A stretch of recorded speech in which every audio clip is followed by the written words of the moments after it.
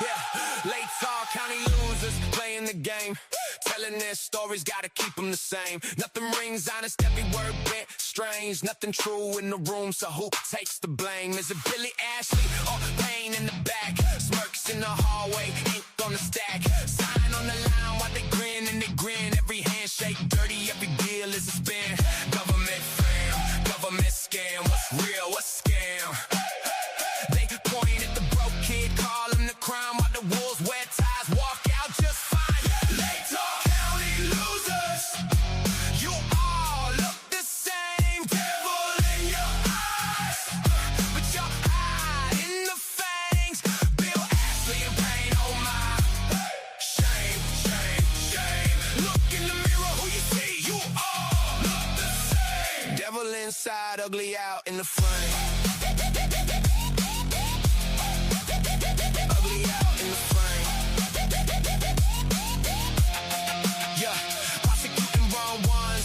The worst, bless the corrupt while the honest get cursed. Judge in your pocket, papers in flames, ice pea on the wire, playing the same old game. Shake down the wheat while you toast the order. Build your kingdom on the broken border. Truth on trial with his hands in chains, but the guilty walk free, laughing off the stains. Government fam, government scam. What's truth? What's sham? They swear to saviors holding that book, but cross that line, see how quick they cook. Lakes are county losers. You all look the same. Devil in your eyes, but you're hiding the fangs. Bill Ashley and Payne, oh my. Shame, shame, shame. Look in the mirror, who you see? You all look the same. Devil inside, ugly out in the frame. Ugly out in the frame. Look in the mirror, tell me what you see. Halo on your head or the smoke from the heat. You can burn that robe, you can change that name, but the stain stays red, you can't wash that blame. Late County losers, you all look the same. Devil in your eyes, but you're hiding the fangs. Bill Ashley and Payne, oh my. Shame, shame, shame. Look in the mirror, who you see? You all look the same. Devil inside, ugly out in the frame.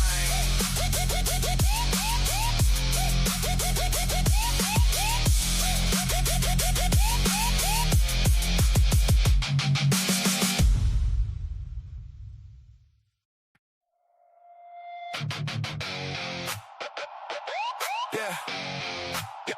Late tall. County losers. Yeah, late tall county losers playing the game, telling their stories, gotta keep them the same. Nothing rings honest, every word bent strange. Nothing true in the room, so who takes the blame? Is it Billy Ashley or Payne in the back? Smirks in the hallway, ink on the stack. Sign on the line.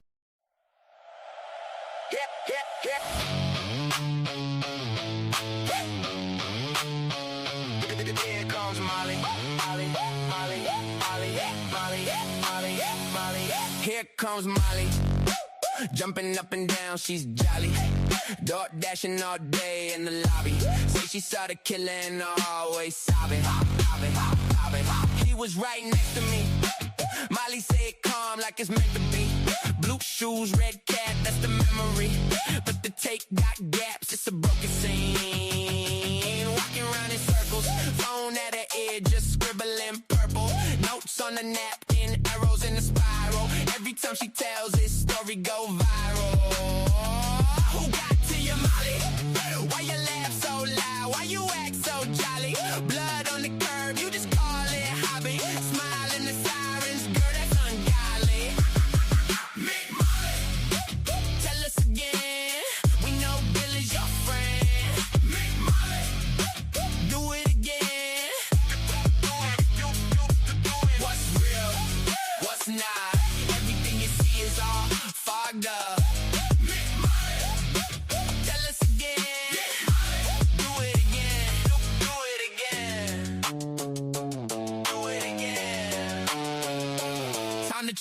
story. Oh boy, she grinned, it's the fun part, surely. First he was behind her, then across the street. Then he had no face, then he had no feet. Detective taking notes like a drum line. Every new version got a new punchline. She claims it her way, that's the headline. Molly in the frame, but she's still online. Why your eyes so wide? Who you tryna hide on the inside? Fog in the brain, but the shoes still tied. Pointing at the crowd, yo, the killer right beside. Make money. Tell us again. We know Bill is your friend. Make money. Do it again. What's real? What's not? Everything you see is all fogged up. Make money. Tell us again. Make money. Do it again. Hey. Oh my, but why? Make Molly. Why you spin truth like a game, like a hobby? Every time you talk, whole room goes quiet. Whole block rioting and you just deny it. Make money. Tell us again. We know Bill is your friend. Make money. Do it again. Do it. What's real? What's not? Everything you see is all fogged up. Make money. Tell us again. Do it again. Do it again.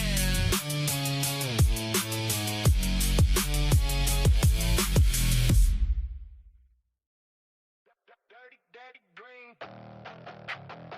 Yeah, you know what I mean. Smile so clean. Dirty. Hands so filthy, unseen. Big man on campus.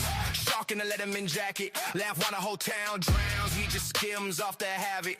Lives in the shadows, fake sugar on his teeth. Tells tales at the conch out. Nobody buys what he speaks. Dirty daddy green. Pocket fat from grief.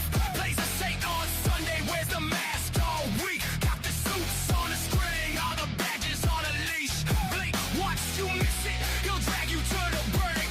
Dirty daddy green. Out of what he steals. Smiles in your face. Signs, crooked deals. Every hallway. Every street. They're all in his pockets. Kissing his feet. He got MPD in his jacket. ISP on the chain. Every handshake, every favor. Bought and paid in your pain. By the feeder at the banquet. Posing like he runs the place. But the rot drips through when you look him in the face. Oh! Dirty daddy green. Pockets fat from grief. Plays the Saint on Sunday. Wears the mask all week. Got the suits on a string. All the badges on a leash. Blink, watch you miss it. He'll drag you to the brink. Dirty daddy green. Proud of what he steals. Smiles in your face. Signs, crooked deals. Every hallway. Every street. They're all in his pockets. Kissing his feet. Watch him. Don't even blink. He'll have your world gone faster than you think. He laughs while you sink. Says it's all just business. As he pushes you to the brink.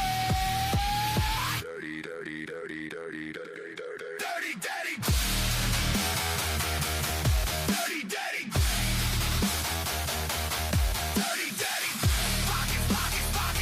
Pockets. Dirty daddy. Dirty daddy. Pockets fat from grief. Plays a Saint on Sunday. Wears the mask all week. Got the suits on a string. All the badges on a leash. Blink, once you miss it, he'll drag you to the brink. Dirty daddy. Proud of what he steals. Smiles in your face. Signs, crooked deals. Every hallway. Every street. They're all in his pockets. Kissing his feet. Dirty daddy green. Dirty daddy green.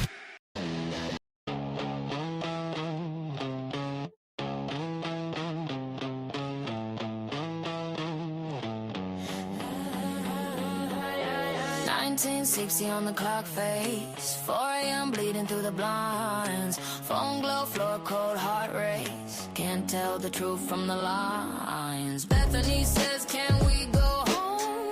I laugh, but I'm not alright. Everyone kind, everybody jokes. Nobody sees frostbite. Pretty much at 4 a.m. My brain says it happened, I don't know when. Thought it was a dream, but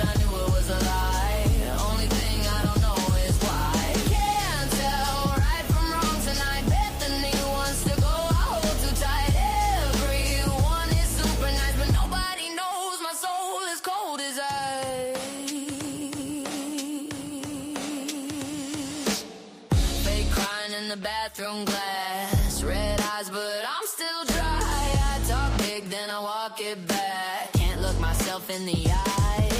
Pretty much friends and such around. Must have been drunk, but I ain't trained. Hate the way my words fall down. My lies hurt people, I think.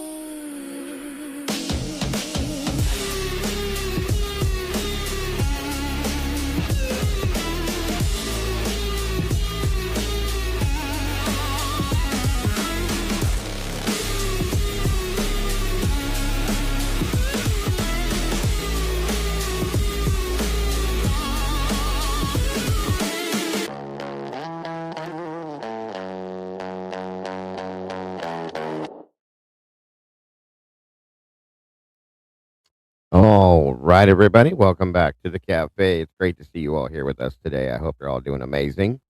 Thank you for joining us.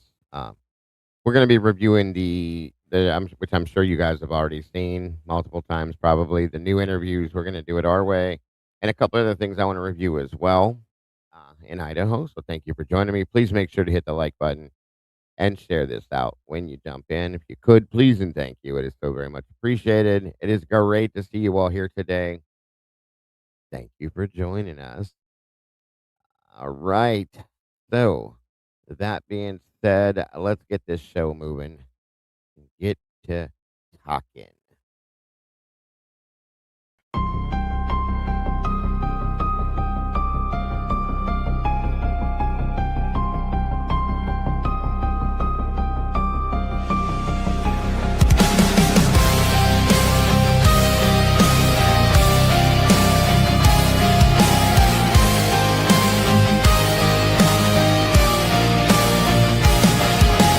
Neon lights flicker like broken halos. Whispers gather in the smoke-filled air. Tables carved with secrets and shadows. Every story's a wound laid bare. The kettle's boiling with a restless rage. Justice written on an unseen page. I sip the silence, bitter taste, waiting for the ghosts to show their face. At the TruCrime Cafe,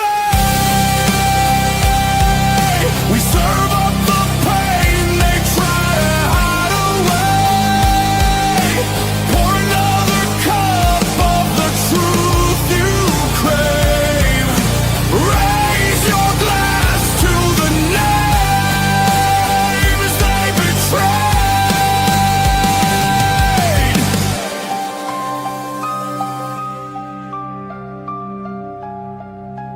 Mirrors cracked, reflections are liars.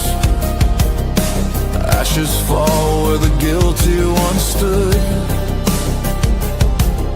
The jukebox hums like a funeral choir. Echoes pounding through the neighborhood. Every scar is a candlelit vow. We hunt the how, we demand the now. No more silence, no more disguise. We'll paint the night with sharpened cry. At the TruCrime Cafe, we serve up the pain they try to hide away. Pour another cup of the truth you crave.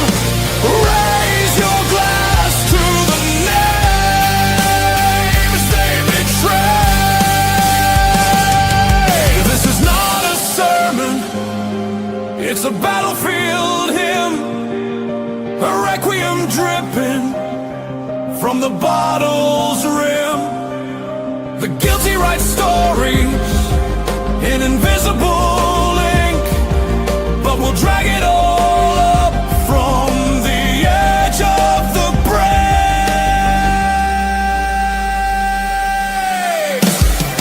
At the TruCrime Cafe,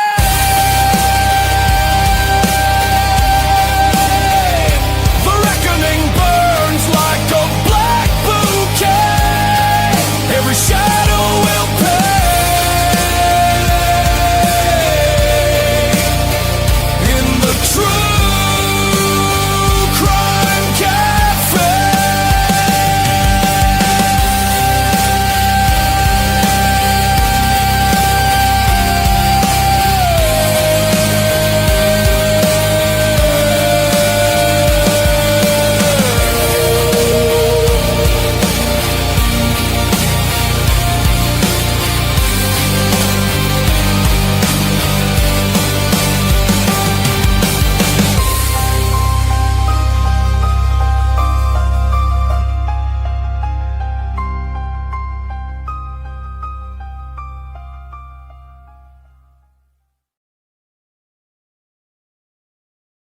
All right, all right. Welcome back, guys. Thank you for joining me today. You guys are truly amazing. Great to see you today, all of you. Thank you for being here. Please make sure to share this out. Hit the like button on your way through the door, if you will.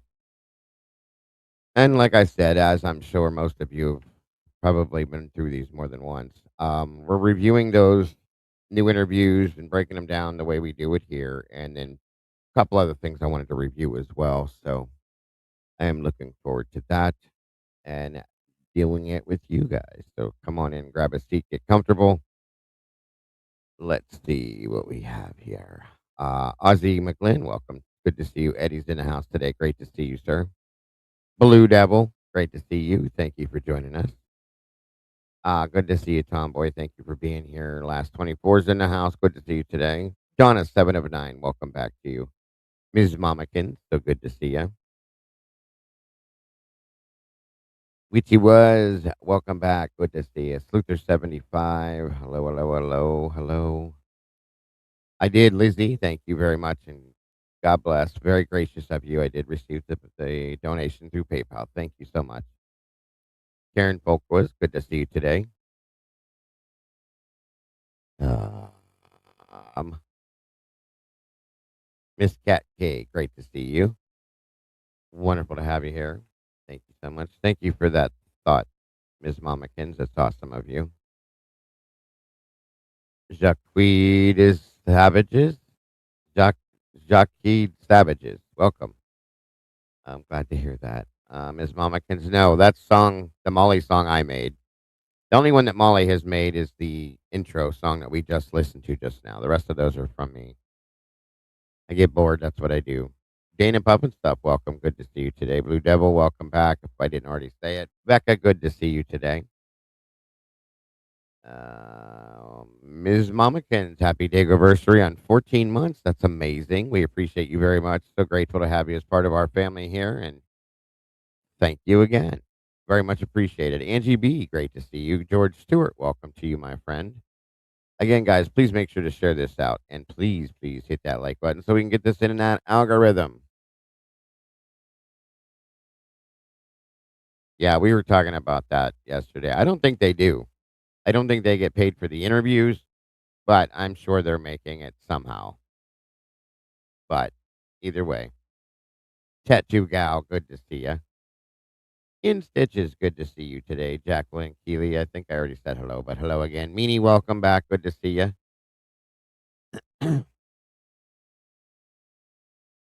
Welcome, welcome.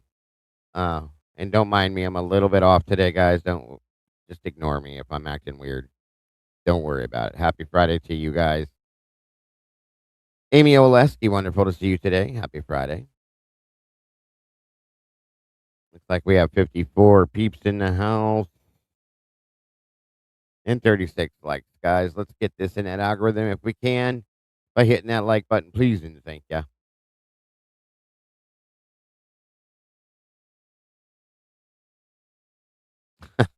Well, that's good to know, Lizzie. Good to know.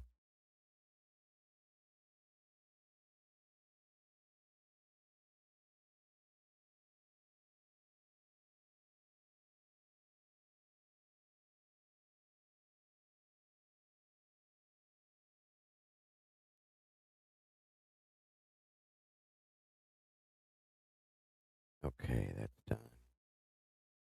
Welcome, Terry Weed. Hildreth investigates. Shut up, Dylan. Good to see you.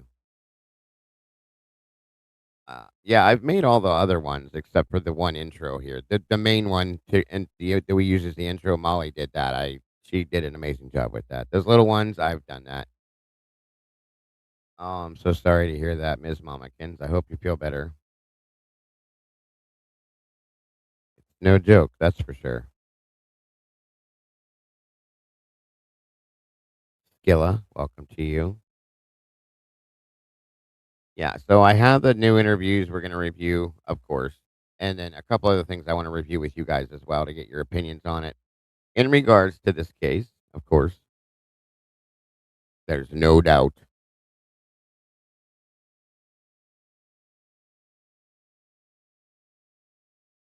Yeah, these new versions of it are kind of crazy too. So I hope you're doing okay.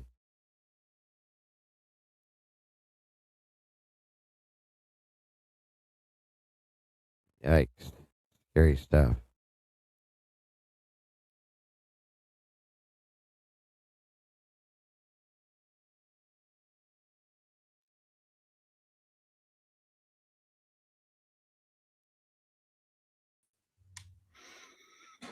What's Good going on? afternoon. I know you missed me. Always. Oh, What's I going on? haven't seen any of the interviews, so it's going to be a genuine reaction from me. I've been balls deep doing my taxes. Ah, yeah, it's coming up on that day. You want to get that done. Yeah, I just need something. I just hope the government buys me dinner after this. Mm-hmm. It'd be nice. It's always nice when that can happen. You need to have a couple kids. That always helps. hmm Yeah, you need a partner for that. So It usually does help. yeah. Usually. Come on in, guys. Grab a seat. Looks like we have 56 people, 41 likes. We're getting there. Hello, Leah. Good to see you today. Oh, there's Miss Kim. There is a link pinned at the top of the chat if anybody would like to join me.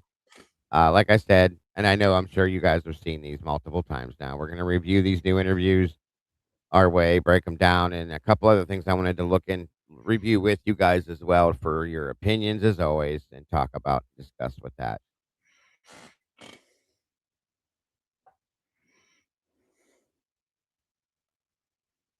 All right. Eddie, good to see you, bud. I think I said hello.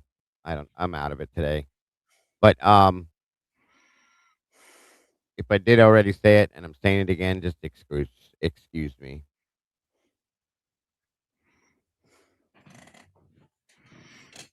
Don't get me started. I'm delaying filing until October, but I still got to send the money now. I don't. Oh, I hate that. Yeah, when you got to pay, it sucks. Yeah, it's a whole weird process for me, but I got it done. I hope. Oh, gotcha. Yeah, it's not fun. Now it's pretty easy now as compared to the way it used to be, but Well, yeah, it was a little bit harder, like chiseling out letters in stone and then sending it off to the government.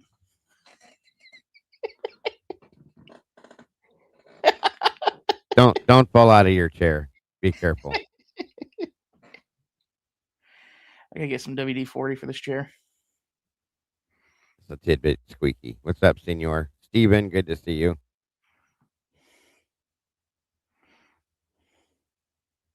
Selling movies. I haven't bought movies in so long. God, I used to buy them all the time, but I no more. Too easy to get them now. Go online and find them all. I got so many streaming services. It's crazy. But I have a huge collection of DVDs and Blu-rays. I forgot all about that too.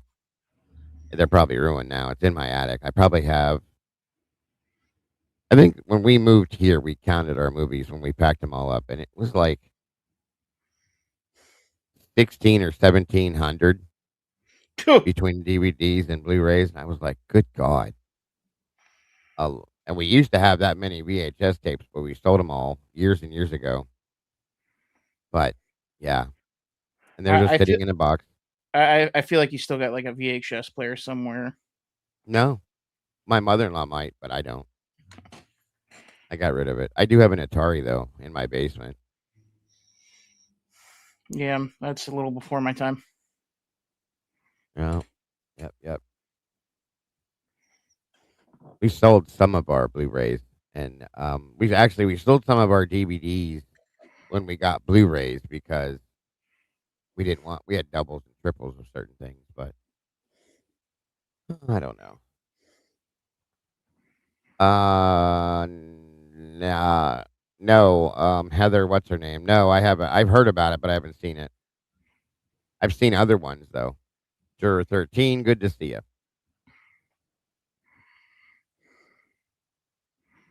Come on in, you guys. Like we got 69 peeps, 48 likes. You guys are getting up there. She was here. Now, actually, I haven't heard of that one either. Yeah, Heather O'Rourke. I'll have to look that up. I was a big fan of that movie. There was a lot of stuff about that movie that came out after, like things that were going on set and like bad things that happened after the fact. It's pretty wild. What else do you have going on other than doing your taxes, sir? Just playing video games, chilling out. As this is probably gonna be my second to last day off for a month.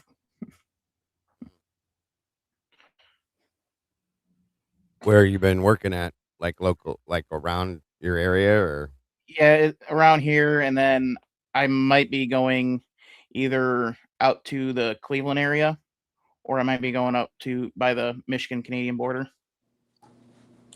oh, okay. How far is that from where you're at now? To Cleveland, it's about 2.5 hours. Yeah, Then from, and then I think it's about 2.5 hours north or east. I think it took us. That's not to Canada. It's about a 6 hour drive either way for me to get to Michigan or Canada. So either Okay, way, yeah, like well, Canada, like Niagara Falls, but yeah. Well, you got to go around Lake Erie. I don't have to. yeah, definitely. What's up, Eddie? How are you, bud? I'm very well, thank you for asking. How are Good, you? good. I'm doing good. Thank you for Happy joining us. Friday. Same to you. I The haven't weather any seen better? either of these interviews either. I see there's a couple people that haven't seen him. I'm surprised. I figured everybody would have seen them all, but the one I watched pieces of it, it's actually kind of interesting. There's some questions I definitely have for it. So, and there was something else. Depending on these, shouldn't take too super long. I think they're only like 20 minutes apiece. Um,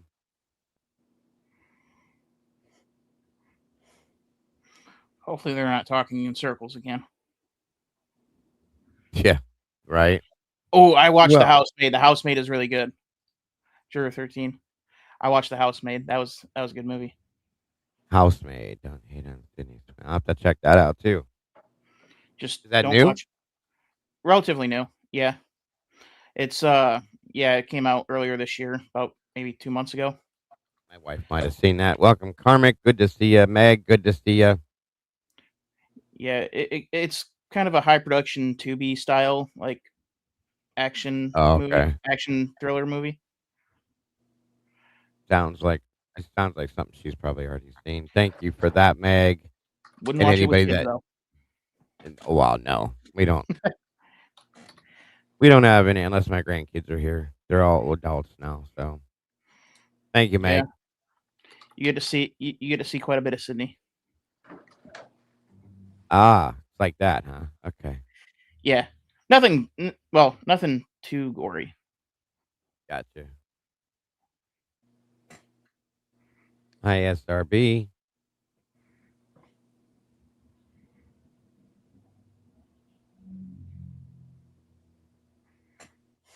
All right. Let's see. All right, guys. 94 people. Make sure you're hitting that like button, please, and thank you. Dago, off topic just a little bit, Yeah. but a quick question for you. Still regarding interviews, though. Kathy was in your chat yesterday. Yeah. She left a comment. Kathy Indizone. Yeah. Yeah. Right. Right. She mentioned like there's a critical date coming up in what April, like mid-April, and Yeah. was kind of wondering if the Brett Payne interview with Bryan Kohberger, we'd be able to see that or not, if that would be made public. I highly doubt it. I highly doubt it. I'd love to see it. The actual video interview would be interesting. I doubt we're going to see it because I think they did. My understanding was there were two. There was one in Pennsylvania, and then there was one here too. Welcome, Jen. Good to see you. Um, I don't know if that's true or not. I went through and read the reports, and from my understanding, from what Jules has said, there's actually some stuff that's missing. I think I talked about it yesterday a little bit. I've talked about it many Yeah. times in the past. I've kind of when she asked that question, it got me intrigued about the whole background to all of that. So I revisit it in my notes, and it's quite interesting. Right. Yeah. It's the whole thing is well. There's supposed to be a mini recorded interview that Gilbertson had. That's nowhere to be found. There's supposed to be an actual written report from Gilbertson. That's not to be found. I've heard that everybody's looking for this pain interview that doesn't seem to exist. Now, my understanding is that there should be one with the FBI, but they're not going to hand that over. And of course, we're not getting anything from Pennsylvania either. So the whole thing makes no sense to me. And I can't see any reason why you wouldn't share the interview with Bryan, the video interview, unless there's something in it we're not supposed to know. That's the only thing I can imagine. Do you guys want to revisit all the facts surrounding the interviews real quick? Sure. Okay. Put your mindset like in real time. So beginning May 12th, 2023. So just shortly after the arrest. Just a few months after the arrest. Right. The first we learn anything about an interview, I'm sorry, it's May 4th. The first we learn about any interview is in a motion to compel, the first supplemental request for discovery.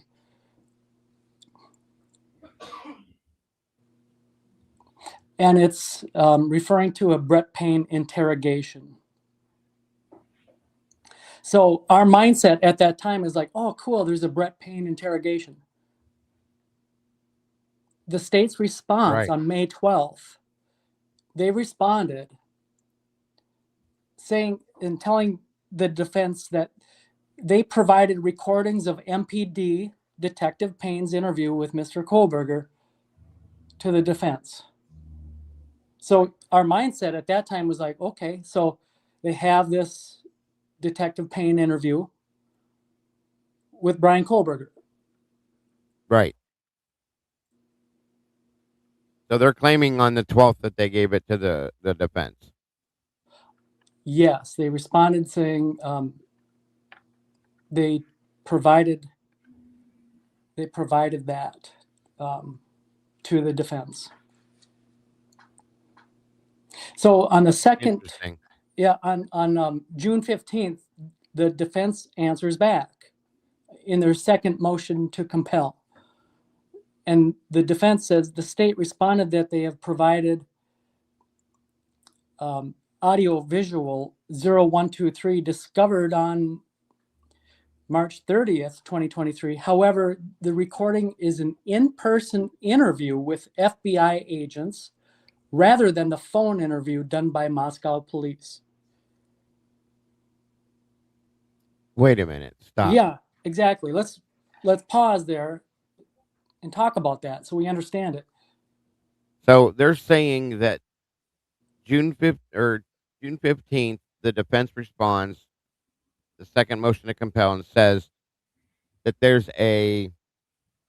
looking for audio visual 012, and that there is an audio visual with the FBI, and there's rather than a phone interview, you said phone interview. Yes, a phone interview. Why would you need to do a phone interview if you were in Pennsylvania with him? Right. Well, wait a minute. So again, just so everyone's clear. So the first we hear anything is the defense says, hey,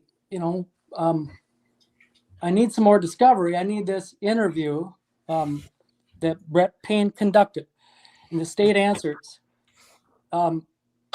saying that here is the recording of MPD Detective Payne's interview with Mr. Kohberger. Here you go. Right. Now you got it. Shortly after that, the defense answers back saying the state responded that they provided this audio video to us, but it's not the Payne phone interview. It's an in-person interview with FBI agents. So everybody hopefully is clear on that. If not, That's let wild. me know. But obviously, at this point, what the defense has in their possession is an in-person interview in an AV, in other words, like a video with FBI agents. Correct me if I'm wrong. I mean, that's what she's saying is this is what they told me. They gave me the Payne interview, but they gave me a video of the FBI agents interview. You tracking? Yeah, absolutely. So obviously, I mean, she wouldn't be lying about that. She has No. an interview with FBI agents sitting there and interviewing Bryan. That's what she said. And again, that's in the court record. That's the second motion to compel, dated June 15th, 2023. That's interesting. Yeah, but we're not done. So July 11th, so a month later, the state responds. They say, the state has been informed this phone interview was completed by Special Agent Shirley, who confirmed this phone interview was not recorded.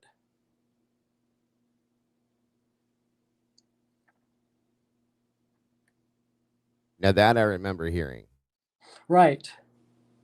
So basically, your client is hallucinating. He's imagining things. There's no Payne interview. It was done by Special Agent Shirley, an FBI agent, and he didn't record it. So you're out of luck. Which blows my mind. How do you do an interview without recording it? And they're also, the FBI refuses to release that one, which Tomboy just spoke up on. I knew that because they said it has matters of national security involved. Right. So at this point in our mindset, It's ridiculous. To that, as of that date in real time, our mindset would be that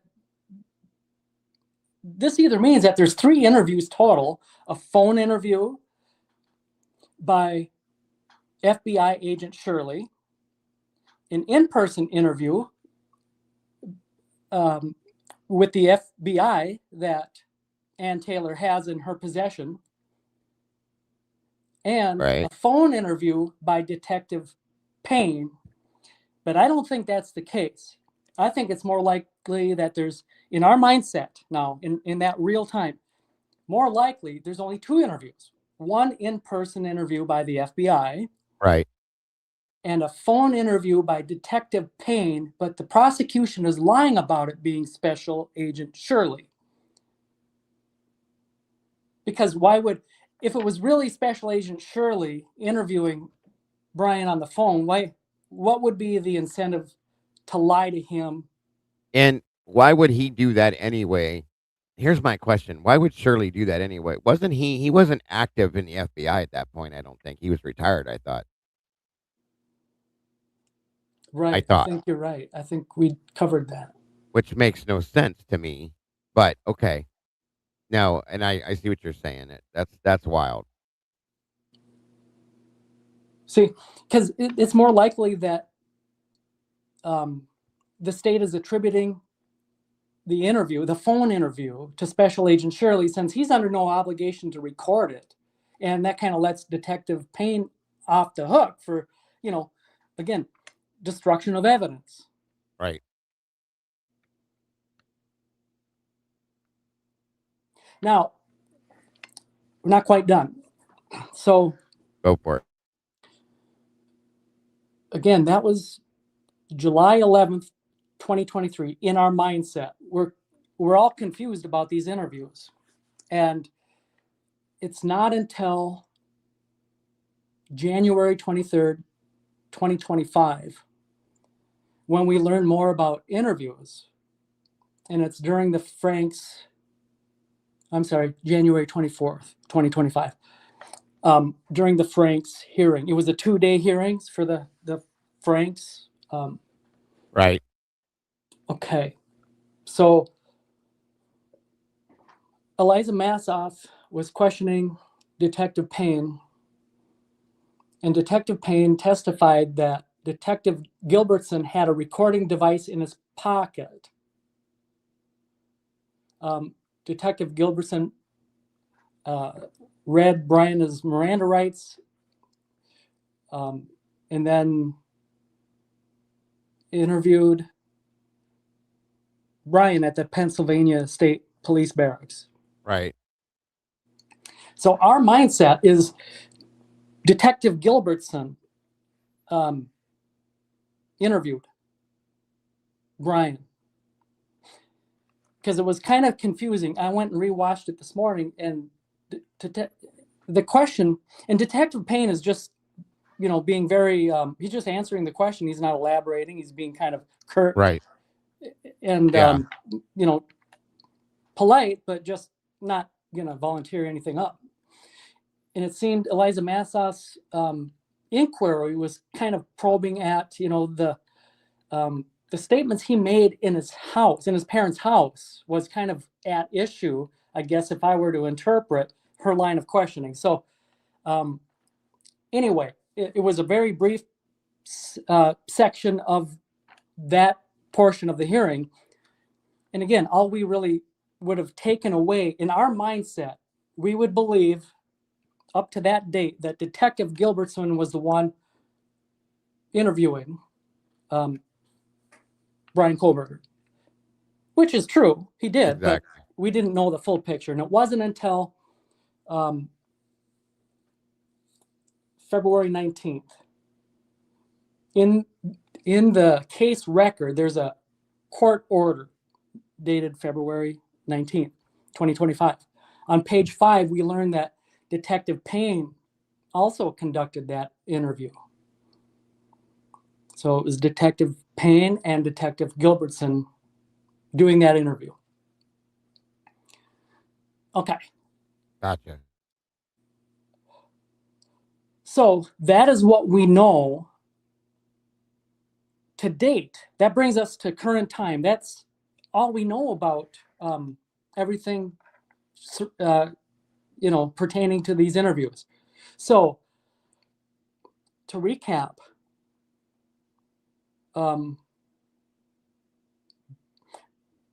both phone interviews disappeared, and put an asterisk Right. by that, because likely it's only one interview, not both. It's just there was only one to begin with.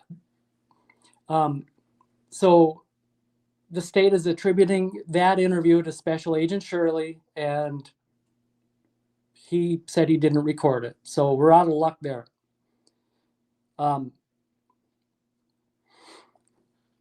Now, so that's one interview. Okay, we're going to try to tally these up. In reality, that would be one interview. But since no one Right. recorded it, then I guess the defense is out of luck. They don't have that in their discovery. But think of it. If there was a phone interview and it was done, we kind of established that it would have been done by Detective Payne, right? Yeah, definitely. Yeah, of course. That would make sense to me anyway. That's where I would be leaning. So if it was done by Detective Payne and it's a phone interview, which I have to trust the defense, I have to trust Miss Taylor and Bryan, then obviously that phone interview would have had to have been pre-arrest. Am I right? I mean, that makes sense. Right. After, I mean, yo, Bryan, pick up your cell phone from Right. the clink. It's Payne here, right? I mean, they would have had his phone by Yeah, that time. right. 100%. Okay. So Welcome taught me some. there is, in our mindset, there has to be, or it really feels like there should be, in reality, a phone interview with Detective Payne pre-arrest. That's number one. Number two, obviously, as we've discussed, there's an in-person FBI interview. Because that's what it says Right. in the case record.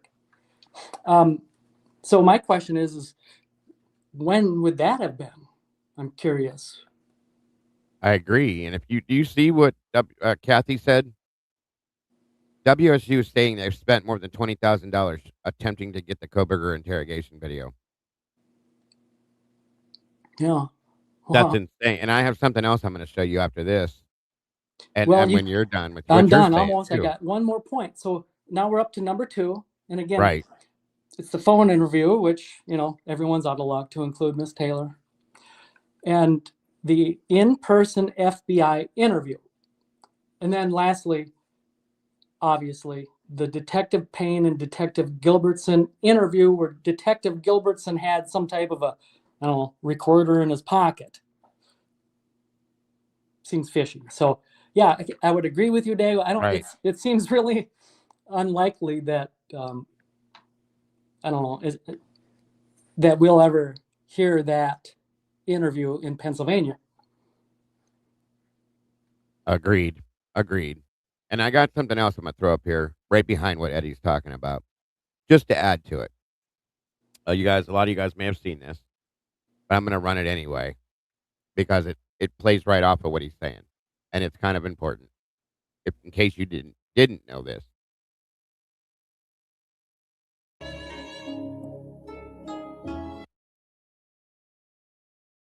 And it's faster this way because I don't have to edit everything out and I can just get this done and over with. I'm going to say hi for a few minutes, see who all is in here, and then we're going to get started. I'm going to show you guys something that can be done here. That's like one of those parallel universe events that I had. We'll have to talk about that one day. We'll have to talk about that. Yeah, technically, I guess. So, yeah, because MPD only talked to him that one time. And it's like multiple versions of everything like is missing because it's not just the pocket recording from Gilbertson, it's also the transcript. And I don't know how many people heard me mention this in passing in a live the other day. Did I mention this in a live the other day? Yesterday, maybe I mentioned this. I'm going to show you. I'm going to show you. But Gilbertson's report on the interview is missing as well. And I've messaged ISP about it. I've sent another request in with different verbiage to ISP for this specific issue. That's the one I said they needed more time on.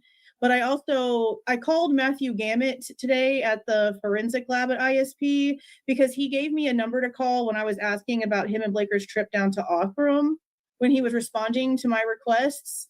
So I called it because I thought maybe it was like a main number, but it's actually like his office line because it was his voicemail. So I basically just like left a voicemail asking him, hey, do you know who I can contact about like this side of things that's not forensic reports? Because Amber was like, you're going to have to literally talk to ISP because none of us can find it. So yeah, I'm trying to get like a direct number to talk to somebody over there. So hopefully tomorrow I have a response. And an update on that part, but I'm going to show you all the documents and then I'll get like into specifics. Hey there, Granny Noodles. How you doing? Hey, Mr. Naysayer. I'm just really aggravated because I don't know like how much stuff is missing. And yeah, no wonder Ann Taylor was aggravated, but this is like, how did all of this stuff just happen and no one's doing shit about it? Hey there, Third Apache. How you doing? I just don't really quite understand it. But I'm going to show you guys some stuff here in just a second. Hey there, Michael. How you doing? Hey, is it Trish? Metal Chick, Katie, Miller Time. How are you? Nothing half-assed. Oh, be careful driving, girl. Hey, Kohberger, how you doing? Gypsy Road, because upon further research, So she's saying right here, there's a transcript. There's as I was saying earlier, the mini recorder device, whatever the hell that was. That interview's missing. And another one. Okay. And now Kathy's saying that WSU has been hunting down this interview. It's like number 1 on their list. They're not getting it. What's going on, you guys? And Jules is saying that they told her that these are missing, as though they were there, but now they're not. Kind of interesting. Any thoughts on that, Edward? Not many. It doesn't surprise me because obviously they're gaslighting the defense, Right. and to not beat a dead horse, but we've established that defense says, "Hey, can I have the Brett Payne interrogation?" Welcome, State Third responds and says, "Here we have provided recordings of MPD Detective Payne's interview with Mr. Kohberger. Here you go." Yeah. Yeah. And when After she that- contacted ISP Apache, well, I know what you're saying, but when she did, she said, "You need to contact MPD. We sent everything to them," which is their to go to story. And now they're saying it's lost. Keep going, Eddie. I'm sorry, I didn't mean to interrupt you. Yeah. So yeah, here you go. Here's the Detective Payne interview with your client. And the defense responded, the state responded that they provided the Detective Payne interview, but however, the recording is an in-person interview with FBI agents. So how insincere, I mean, the state is kind of being disrespectful at that point and gaslighting the defense. I agree.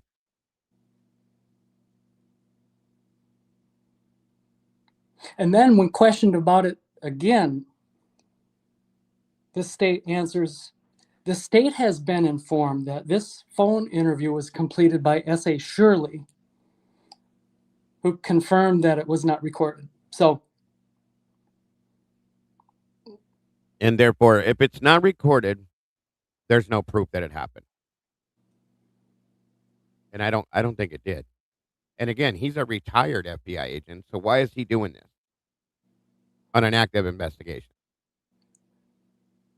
And I'm gonna let this go for a little bit more and let her explain this. This is interesting, you guys. I have found that And we are going to get to those other interviews, I promise. Gilbertson's ISP report is missing. Unless somehow I'm just really stupid and have missed it.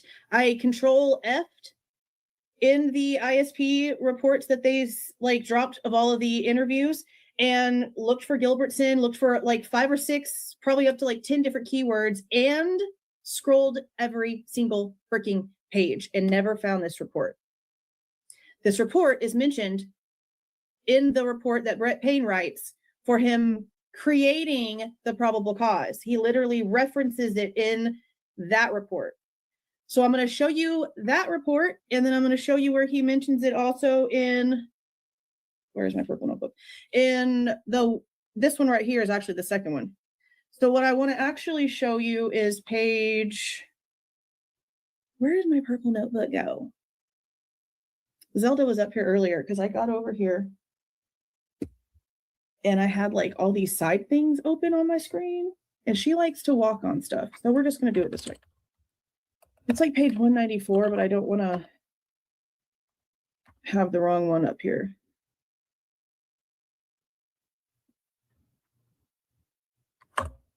It's literally the one that I used in the thumbnail.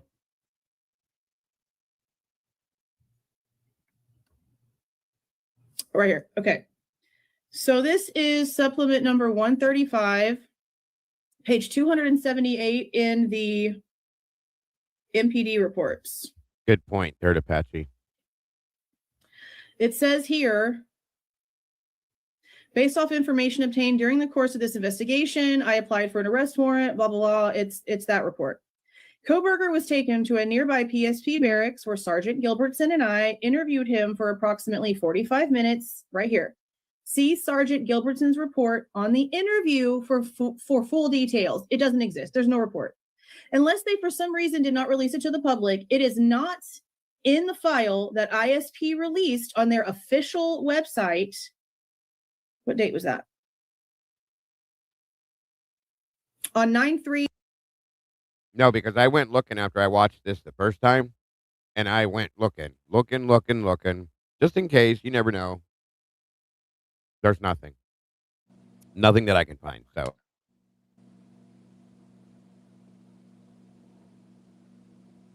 all right, on we go. 25. Because the first thing that they released were photos on, oh, I closed the wrong thing. Hold on. They showed photos on 8/29, and then the reports right here on 9/3 is all of the interviews they did and all of the things. There's nothing in there. I keyword searched. I scrolled every single freaking page. There's no report. There's no report. I didn't. And we went through these word for word when these first dropped. Everything. Never. There's never been one that I remember reading. So. I didn't realize that when I originally was asking for the interview itself. So I sent in a request to ISP, and I guess I need to show y'all that one first because I asked ISP first. Didn't I not have it open by itself?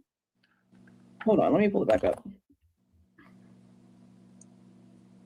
Now I did mention, I think something about this portion of this. Let me pull it up though, hold on.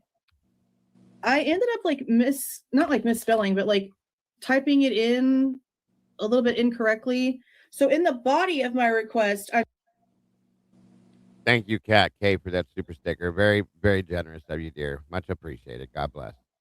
I'm using Gilbertson because it's Gilbertson that was with Payne. But for some reason, when I went down to the bottom where I'm like, I'm requesting blah blah whatever, like a conclusion summary little thingy at the bottom, I put Gunderson. Right, Blue Devil says that Payne's report MPD 194 written about this is written in May of 23. That's not the only time that's been done either. That happened quite often, where they wrote things 3-4 years later or 6 months later. It's a whole disorganized joke. So it's ridiculous. But the rest of it's Gilbertson. So that's another reason why I had to talk to Amber today, because I sent her an email over the weekend asking if Gunderson or Gilbertson was the search term used, because Idaho, in what they sent me. I would believe that, senor. He said, I think Thompson gave the order at the start to hold off writing reports until he tells them what to write. I can agree with that. I have no problem agreeing with that at all.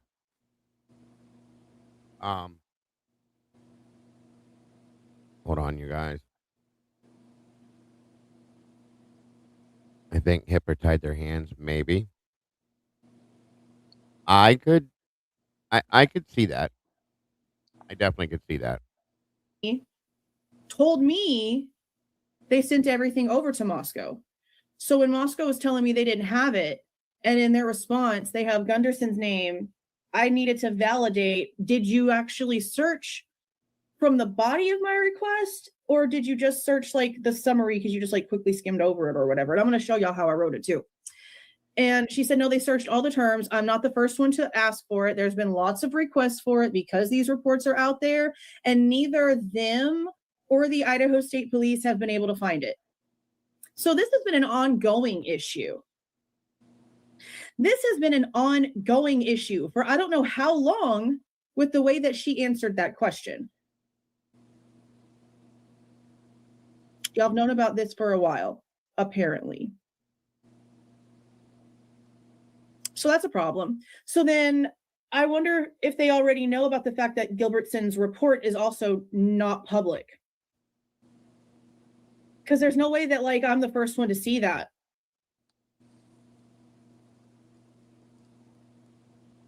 So I don't know. I don't know. So let me show you. So do we think that it was written and it was these things were put together and they were destroyed purposely, or do you think they were never even done? I mean, any thoughts on that? Destroyed. Yeah, that's where I'm at with it, because I'm sure they had to write the reports and then all of a sudden, conveniently, they just disappeared. I mean, it could very well easily be either or, because you go through the reports and you see they get written up years later after Ann Taylor requests something. Yeah. I'd be curious to ask Bryan a question. When you did this interview with such and such, did they record it? You know what I'm saying? And based on his answer, and Carmick said both, and it could be. There's a little bit more of this we're going to see. What ISP originally said to me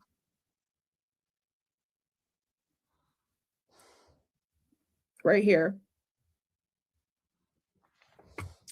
8 days ago, I had sent in the request and it said video recording. That was like the mistake that I noticed with ISP. So I sent in a completely different one and they responded with both. Any audio or video in this case was turned over to Moscow PD, with the exception of the one audio file. And this is actually something we've heard for a long time.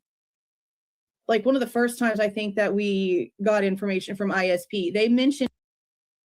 Bingo, Kathy. Kathy said Eddie's spot on with his facts, which we all know his note-taking is impeccable. One more point is that Payne only wrote his report on May 10th of 23, and it says everything, the video, audio, and transcripts from December 30th was placed into file by Payne on May 10th. That is interesting. Hi, Mamos. And Kathy says, my theory is it only got placed into the file is because Idaho got hit with the motion to compel on May 4th. That's interesting, Kathy. That's a good point.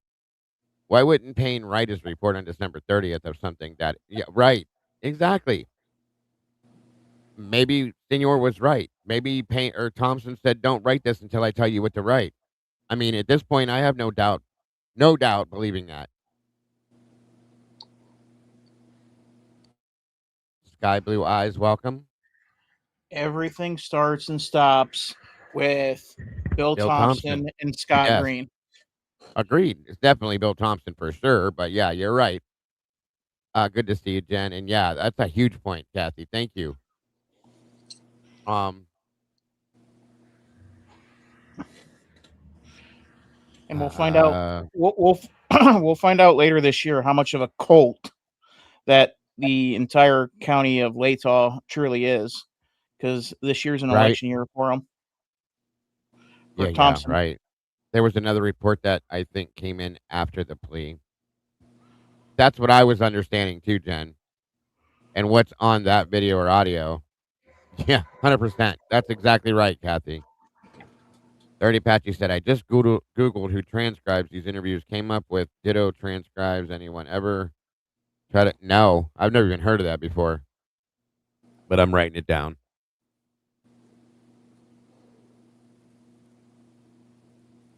Thank you, Third Apache. All right. Into this, with the exception of one audio file. Common sense to me, with the way that they've been hiding everything, would tell me that this was probably the pocket recording.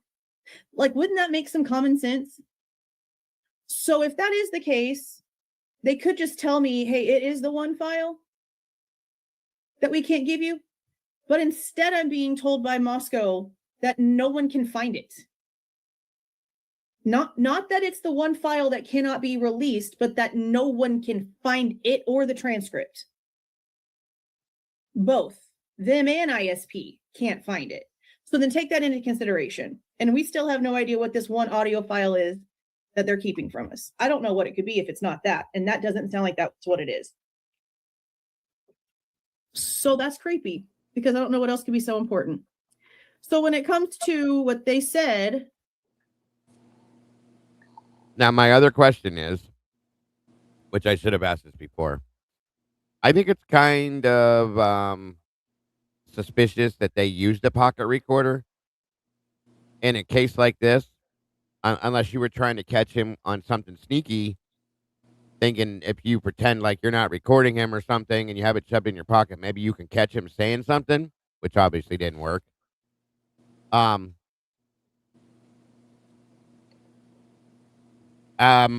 just very curious.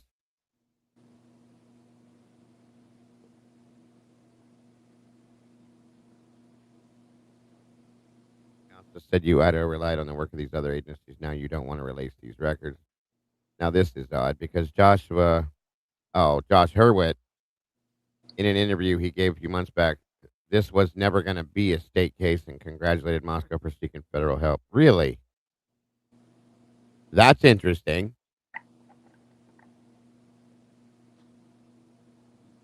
Never going to be a federal case. Well, yeah, but didn't they tell?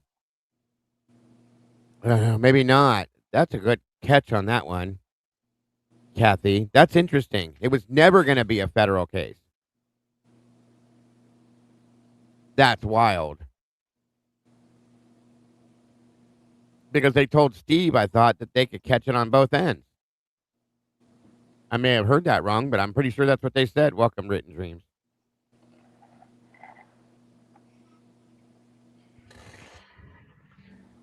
Wow.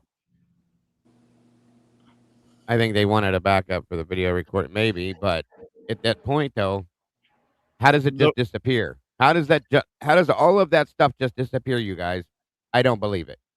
Just as much, just like they left the refrigerator open and the mysterious fire they had, right?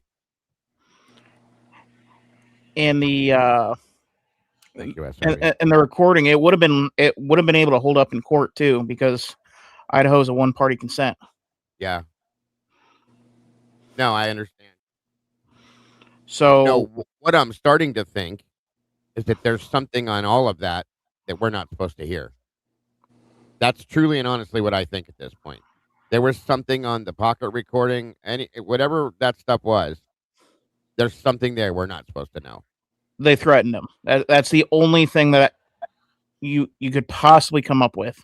I can come up with something. I'm very interested in the May 18th EWU Moscow. I am too, Kathy. Go ahead, Eddie. What are your thoughts on it? Before I begin, I have a question about sure. The Pennsylvania interrogation. Right. Wouldn't Ann Taylor have that? Wouldn't she have that? She should have it, yeah. She's never requested it, as far as we can see in the court record. Any documents that we've seen, but as a defense attorney, you should still have that, correct? So does it seem reasonable that she has it, but when the public FOIAs it, we can't ever see it? Is that our takeaway here? Yeah, that's how it should be, but why are we allowed to see everything else but that? Right. Huh. That's what doesn't make sense to me. Okay. And I would hope that Ann has to have that. And if she doesn't, holy shit. I've never seen it requested. You're right. But you never know with these guys. Well, here's my thoughts. It is this. I wonder if we asked that, he probably couldn't release it either because of attorney-client thing. No. Go ahead. Sorry. Okay, so on May 4th, the first motion or the first supplemental request for discovery, Ms. Taylor wants the Brett Payne interrogation.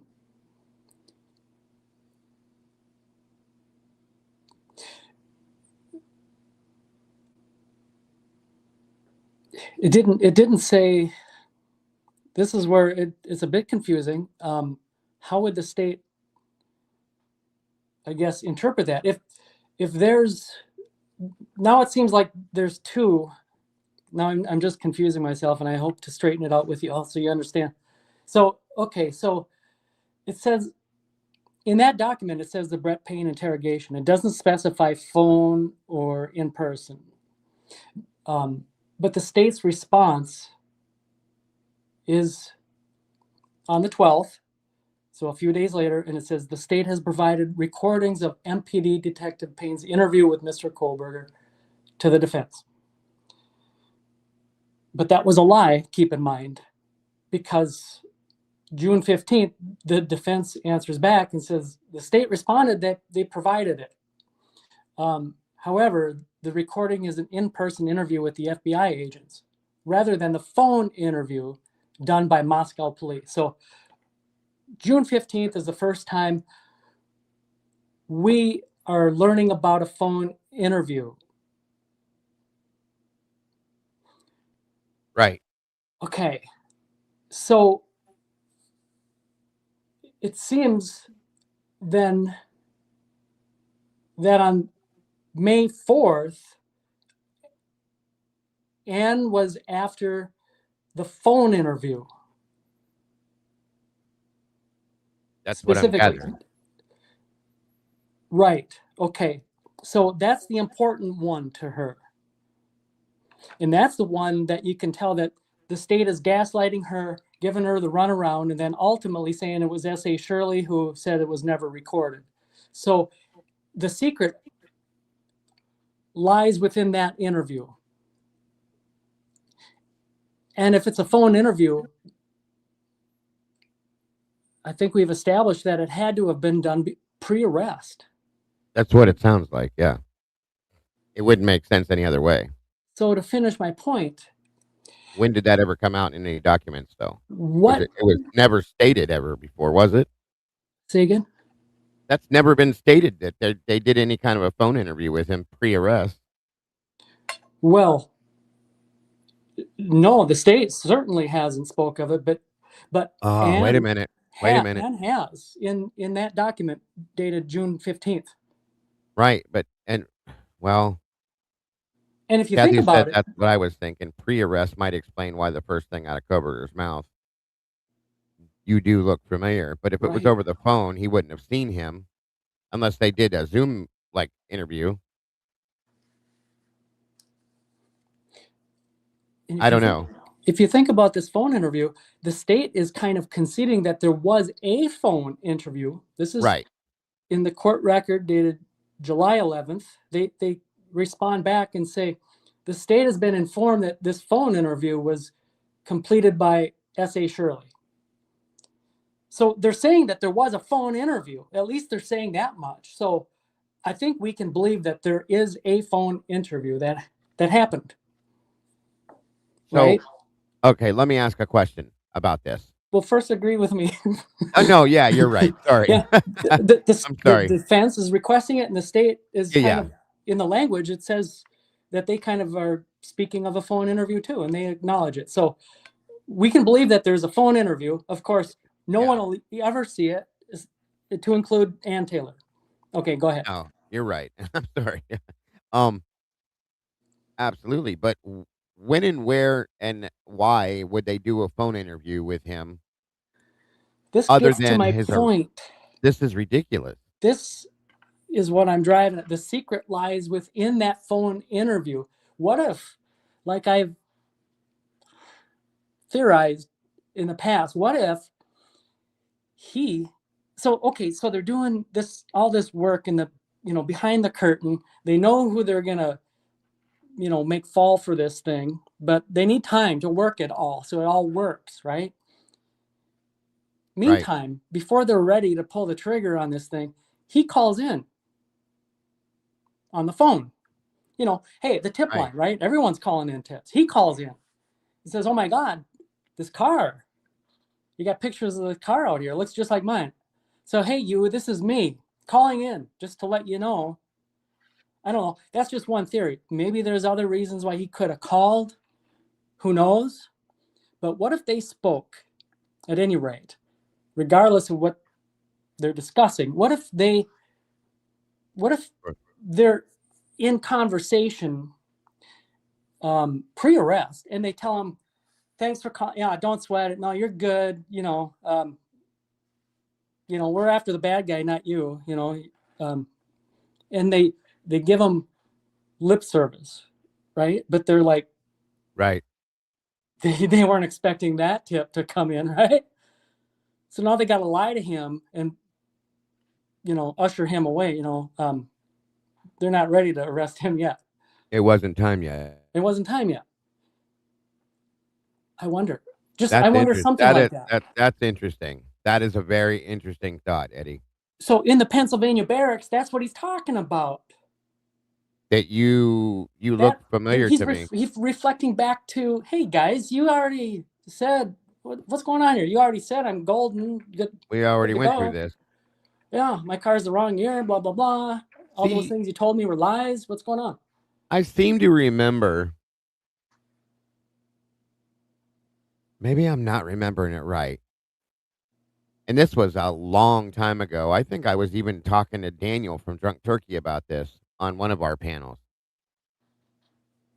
Something like that they had Bryan Kohberger at one point and then let him go. I swear to God, I remember that conversation between me and Daniel. It makes you wonder. I mean, we'll never know, but that's why they can't let anyone know about any of these interviews. That would make sense. Whatever is in that Pennsylvania interview, it's going to probably sway the general public's opinion of this thing. It could be exculpatory for sure. Or it could explain something that nobody wants. They don't want anybody to know. It says he signed paperwork on the 31st of December. So is that when they interviewed him? They interviewed him supposedly the day of his arrest in Pennsylvania. Good name, by the way. Probably Bryan getting beat. Yeah, well, I wouldn't doubt it. Wow. That's a hell of a thought, Eddie. And if that's the case, you guys, that means they had him. And like Eddie said, whatever the date of that phone interview. Whatever the date of that is, they had him and let him go because it wasn't time yet. That card wasn't supposed to play that card yet. That's wild as shit. And if that's true, holy hell. That's true. That's absolute proof right there. Can you imagine whoever's on the phone with him? Like, oh my God, we got him on the phone. What do we do? Yeah, no, I agree. That'd be wild. That would be wild. Regardless, it is an issue. It's an issue. Violated the IPRA in Laramie versus City of Moscow last year. Surprise. So has anybody ever FOIA'd this, AV 0000123? Not that I know of. I know I haven't. Huh. The FBI in-person interview. Yeah. You got my brain swimming now, dude. Good Lord.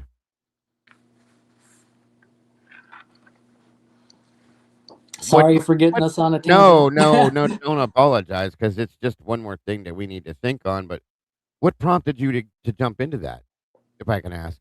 Oh, Kathy Indiezone's comment. Oh, yesterday, her comment, right. Yeah, she got my head, gears in my brain turning. That's exactly. That's why I love Kathy. She's always prompting, us to think, and she's explaining things to keep us thinking and stuff. I love it. So we appreciate her for sure. I'm writing tons of notes on this because I definitely am interested in this now. And then I'm gonna, not that they've been ignoring me on every FOIA that I've sent in. So that's AV number 012, you said, right? Yeah, there's a bunch of zeros, and then it's 1, 2, 3. AB Zero. number 000001. I can give you the date too. You can find it referenced in the court record, June 15th, 2023. Second motion to compel document. And the state responded that they have provided AV 00000123. Okay. I'm going to see if I can FOIA this. Like I said, they've been ignoring everything I send into them, but I'll try. That'll be interesting. He said before that they needed him to leave the state. Yeah, I know. Which makes, like we said, it wasn't time to arrest him yet. He had to leave the state. But there's that whole statement, though, like Kathy brought up, that they said this was never going to be a federal case. Wow. What a disaster this thing has. This is why I hate this case. I'm just being honest with you. I do. I can't walk away, but I hate it. And Idaho would have been able to easily dump this off on the feds. Easily. Oh, sure. He lives in Washington State. He was found in Pennsylvania. And all you got to do is say, hey, he was fleeing. He went across state lines. Go at it, feds. Right. Yeah, what if there was a phone call, and what if during the phone call he said, well, anyway, that's my white Elantra 2015, but it probably won't be at the apartments for much longer, because round about the 13th or 14th, me and my dad are going to be driving back to Pennsylvania with it. And you know what's funny is I could see him doing that. Exactly. That sounds like something he would do. Yeah. Thank you, Kat. And you could also point at it as a tip. And I don't know how much of Lana you've been able to watch, but Lana tried FOIAing the tips, and they said, "Oh, we'd redact everything." Yeah, it wouldn't be worth it. There would be nothing in it. Would that be the reason why they would redact everything, to cover that particular tip, quote unquote? Maybe.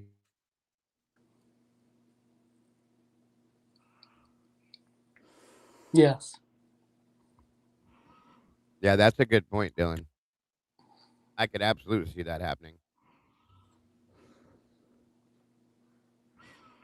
Well, I gotta think on this hard now. I'm gonna FOIA that either way.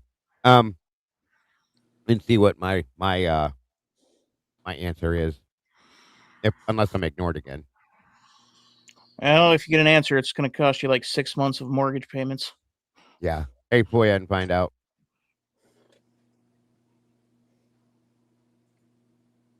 Yeah, I'm gonna have to start doing something for my FOIA stuff, because they're gonna start. If they respond, it's gonna get expensive, I'm sure. Welcome, Beth. He didn't have to leave the state. They needed him to leave because they had no. Well, yeah, that I agree with that. Thank you for joining us, Beth, and Written Dreams. Regarding Lee having FOIA'd certain data on attorney query. Trial step where she won. Oh, okay. Thank you, Written Dreams. And now we all get naughty Bev's side more rodentist, right? Exactly. Yeah, he wasn't a Dana Smithers suspect in that case until after he was arrested. Then they started trying to put everything else on him. So yeah, if anybody was questioning that, what Tomboy said there. All right, guys, let's check out. This is Conrad's interview, the first one I'm going to watch. Hold on here. Conrad Harrison, and this is about. This is probably the longest one, I think. If you guys need me to stop, so slow it down, break it down, anything like that, let me know, and I will have no problems doing it at all. This one's interesting. There's a lot of stuff in this, I think. Oops, no, I don't want to do that. Okay. All right, here we go. It's December 14th, 2022. This is Detective Sergeant Mike Van Leuven with the Idaho State Police. I'm here at the Moscow Police Department. Now, the first thing I'm going to tell you that I have an issue with, when I found out, didn't realize that Mike Van Leuven is a Sigma Chi alumnus. and these guys are all Sigma Chi. Okay. I think that's a conflict of interest. I don't care who you are, and I don't care what they say. It's a conflict of interest to me.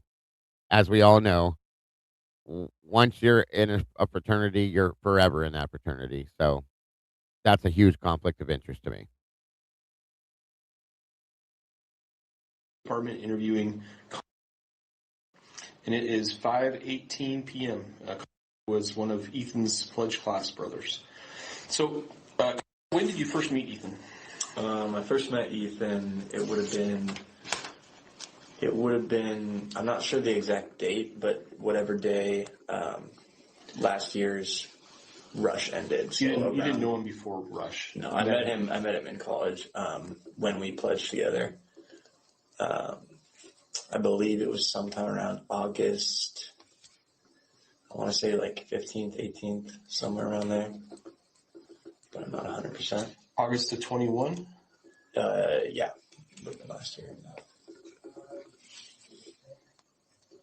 And have you obviously his attend? Do you know obviously? Do you know? Yeah, I know them both. Do you know their parents at all?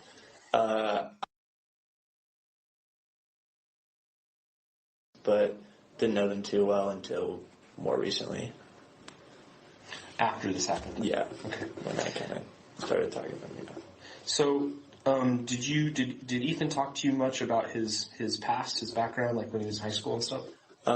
Good point, Karmic. Not too much. All I kind of knew about his background was that he had played a lot of sports, was always kind of more on the popular side, not like a super popular kid or anything, but just kind of always well off and never really had any crazy things going on. Just seemed like a kid who always kind of just did whatever and had fun doing it, kind of thing. But I didn't know too much about his past. Did he have a lot of friends outside Sigma Chi? From what I can tell, yeah. I mean, even just like not at this university, This is Conrad Harrison on December 14th of 22, being interviewed by Detective Mike Van Leuven. I'd always seen text a lot of people back home because I lived with him. What was it, last semester? I lived with him last semester.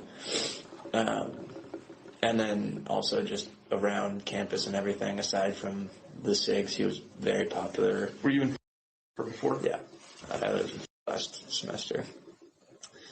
But yeah, he was very popular with the fraternities and sororities. He'd go to, I feel like he knew a guy from every house. There'd be a party one weekend or something at a different fraternity, and he'd just text someone that he knew there, and they'd get him in. So it was almost like he had connections everywhere, kind of.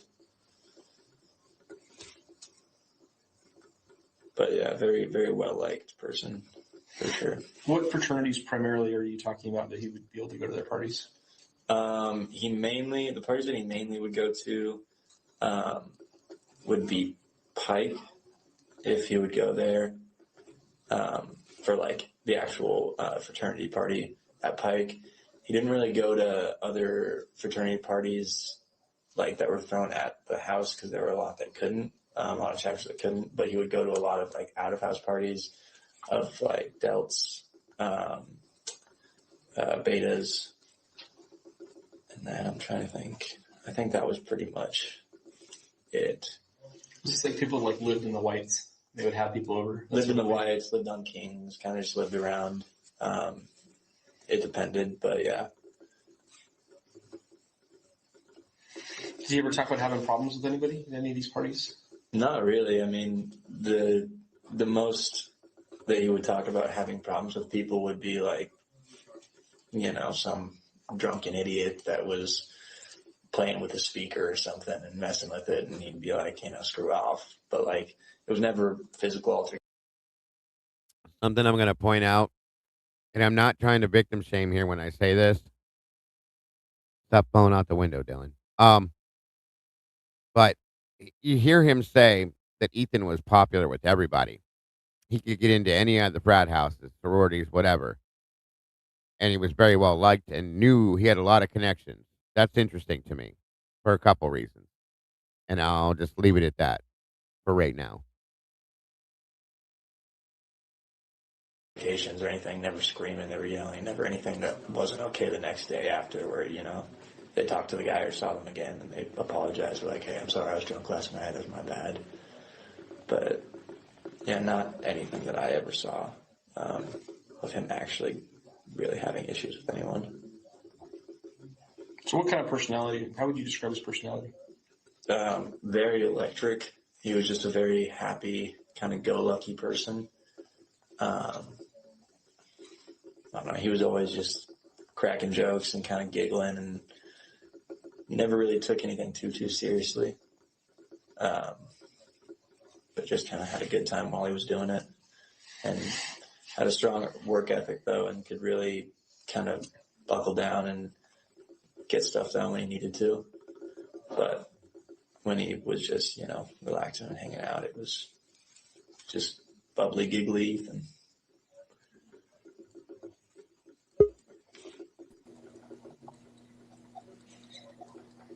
So, you know, when we remember people, we want to remember the good things about them. But if there's any bad things, I need to know that too. So Yeah. if you have problems with drugs or money or cheating on Xana or some Xana cheating on him or something we just don't know about. Yeah. You guys got to tell us. From what I know, I mean, he struggled in school. I knew that he did pretty poorly his first semester here. But he understood that, got a tutor. And his next semester, I think he was, well, that would have been this semester, but he was on track to move back into the house. I think he had a 3.3 or something, so he obviously fixed the issues there. As far as drugs, he drank a lot. He would smoke occasionally, marijuana. And he would do Adderall a good amount. So that's like the fourth person that's claimed that they did Adderall, and he said a good amount. So it's well known, okay, and pretty standard, I'm guessing. Why is it that every single murder victim, happy, fun, go lucky, never had any enemies, was friends with everybody? Every single time. That's a good question. It almost sounds like he rehearsed this. I'm just saying. I mean, you go through all of them. They're happy-go-lucky, love life, never had any enemies, and then poof. Right. Yeah. Yeah. I wonder if that was handed out to everybody and said, read this and get to know it real well, because you're going to have to say this one day. Yeah, I was bitching about that earlier too, Senor. That's a conflict of interest to me.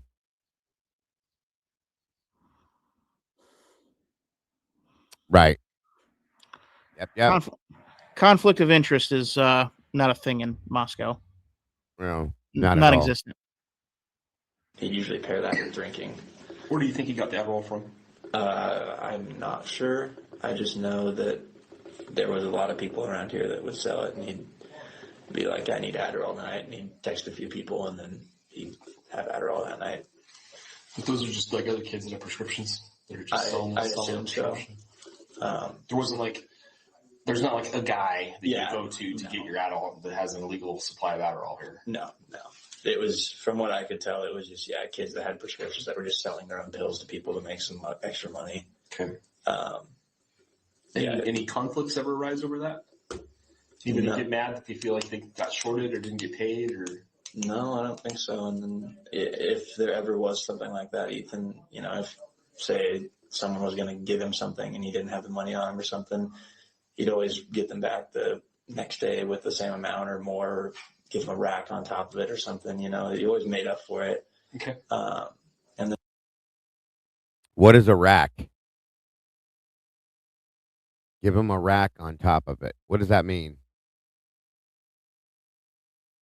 I have to look that up. That's a new one for me. as far as going on that still, when I lived with Ethan, he had told me that like Adderall and weed was like the most he wanted to do, that he didn't want to do cocaine or anything. That was kind of a big thing for him. I know he did do it once, and he felt really bad about it, and I talked to him about it, and then after that, it looked kind of like he didn't. He did what once? Cocaine? Cocaine once. Yeah. From what I knew, I don't know if he did it again, but he's only told me once. And then after that, yeah, we talked about it, and he said that he didn't want to do it again. Like, you know, he wanted to kind of stick to what he originally wanted and felt bad about it. So that was never like a ongoing issue. He never had an addiction with that or anything, but that did just happen once, from what I can tell. Over at 1122. What did you say? Over at 1122, the house that Xana lived in. Where he did it? Yeah. I'm not sure if it was there. I think it might have been at some other out-of-house one night. Where did he spend most of his time? Usually at the house over in apartment. I don't know. Have you talked to Kai? Yeah, that's in. Yeah. Down by the lower. Yeah. Yeah. He used to live there. Oh, really? Yeah. Well, definitely two mans back then. There's no such thing as a one man and a Sigma Chi back There you then. go. Yep. I got your answer on what a rack could mean. I seen in chat a bunch of people said 30 packs of beer or something like that.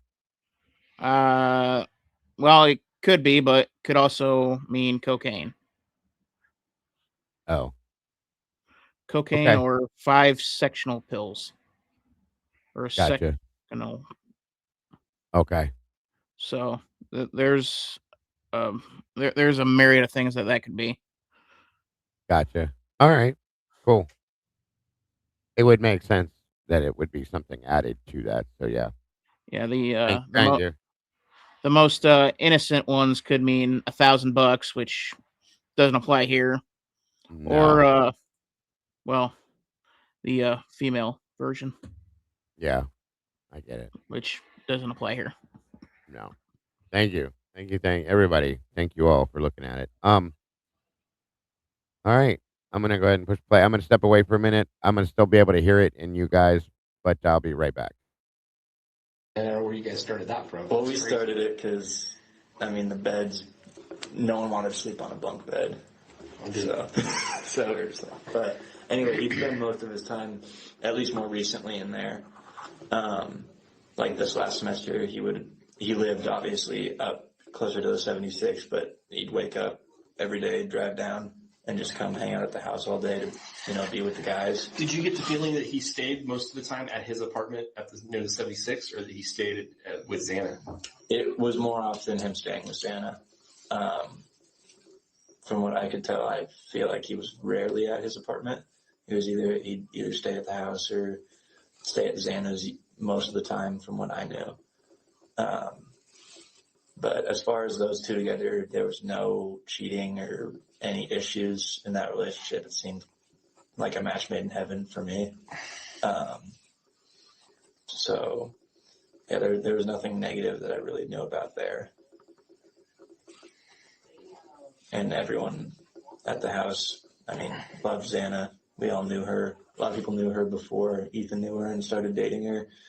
And then when they did start dating, everyone just was very happy about it. So Understood. You had a relationship with her? Yeah, did. We were very close with her. Interesting. They never started dating or anything. Because I also lived with. No hard feelings between Peter and Ethan about any of that? No, they were the best of friends.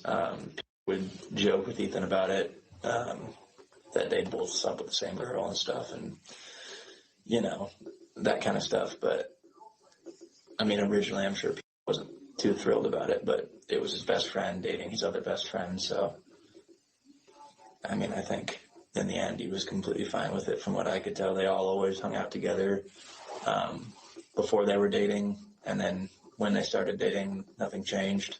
They all would still continue to hang out with each other and laugh and have good times.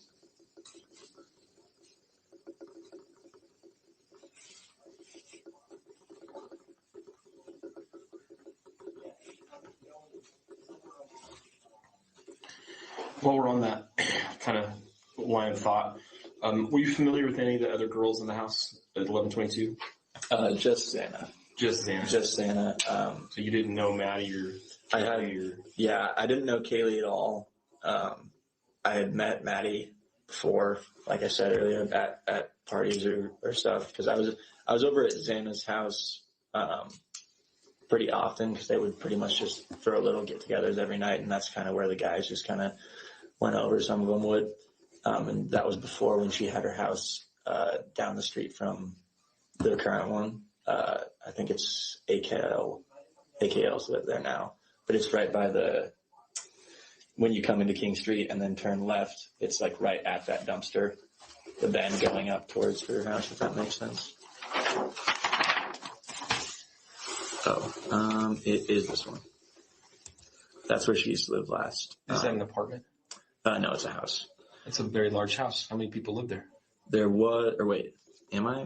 No, I'm Here's 1122. Here's where the homicides occurred. Wait, am I what? Whites. This is a house. This is a. Mm-hmm. Say again. He was like, wait. That's what he said. So I think he's got a script in front of him. I think he lost his spot, and he's like, wait, am I okay? Yeah, that's a good point. And then the part where I guess Ethan's roommate originally dated Xana. Yeah, that was interesting. Excuse me, what? Yeah, that right. It's especially depending on how that relationship ended. That is nuclear. And you topple in the fact that Ethan's pretty much spending all his time at Xana's house, all his time at the house. I mean, you can't tell me there's not any hard feelings there. Because who is that? I wonder too. Welcome, Michelle. And again, we get the whole, well, I didn't know Kaylee that well. I've seen Maddie once or twice. Nobody knows Kaylee. That's interesting. I mean, what was Kaylee just like a new student or something? Doing online classes? Right. I mean, let's be honest. Every single guy is going to remember Kaylee and Maddie. Oh, I'm sure they should, without a doubt. And nobody knows Kaylee, or as Hunter put it, Kylie. Kylie, yeah, he called her Kylie, which is ridiculous because we know he knew her. Yeah, there's a lot of distancing that went on within this too. It's interesting.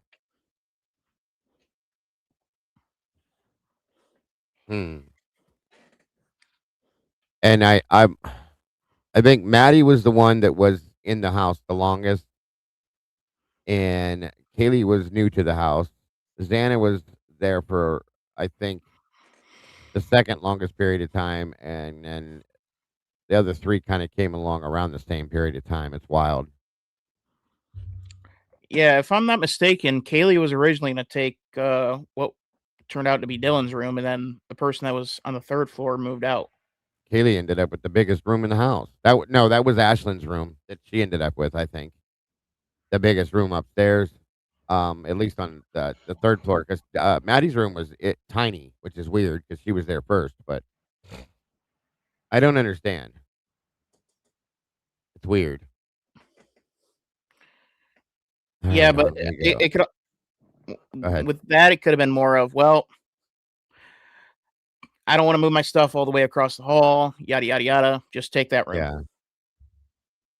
That could be. Very good point.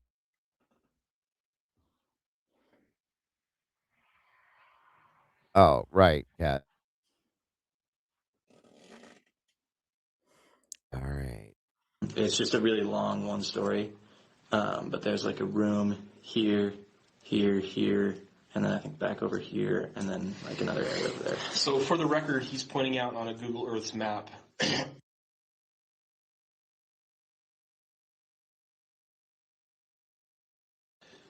Okay, so did you go to 1122? Have you ever been to this house? Yes. I've been there pretty frequently as well. Recently? Not recently. You mean in terms of after the event? No, before. Oh, Did you before. go over there and hang out and drink and stuff? Yeah, but that was a pretty common thing because back at the other house that Zan used had, they had 5 roommates. They'd all invite us over. How many times would you say this year you've been over to 1122 hanging out? Probably like 10, 15, 20 in that kind of range, like a good amount. Okay, so when you're over there hanging out, did you ever observe any conflicts, fights, arguments that happened over there? Anybody getting kicked out because of their behavior? Any girls complaining about the way guys were acting? Not really. I'm trying to think. Understand that there was a lot of betas that would hang out there and a lot of adults that would hang out there. Is that right? Yeah. Was there any other houses besides those 2 fraternities that often had people come over? It was pretty much just those 2 and the Sigma Chi's. Any problems between Sigma Chi's, adults, betas? I mean, adults kind of have a reputation. Yeah. They've had it forever. When I was here, they had the same reputation they do now. So we didn't get along with them. No, I completely understand. As far as Ethan goes, there was never really anyone getting mad at Ethan or him really getting mad at other people. The delts and betas that usually came were usually on sort of the better end of the spectrum as far as the house because they were, Ethan actually tolerated them being there. Otherwise he wouldn't have gone over. Because we have some issues with betas and delts as well. But there was never really any physical fights at all that I knew of or saw or even heard about there. I knew there was a couple delts that did get into fights, but those were at different places down the street. I'm trying to think. I never really. Is he talking about like a fraternity war or a frat war? No, he's just talking about fights in general. Okay. Yeah, it was. Any issues with girls or anything? Did the girls ever complain about anybody? Did the girls ever complain about somebody watching them, stalking them, following them, harassing them, anything like that? Not that I ever heard. The closest thing to that was there was this weird kind of guy walking around the street that looked like he was high off something. I think the police actually did talk to him forever ago. I think he was like drunk riding his bicycle and he fell into some car on King Street or something. So I don't know the whole story there, but he was just kind of staying around that area, and I had a friend in a house next to there. Hang on. Oh, sorry. Can't spell bicycle now.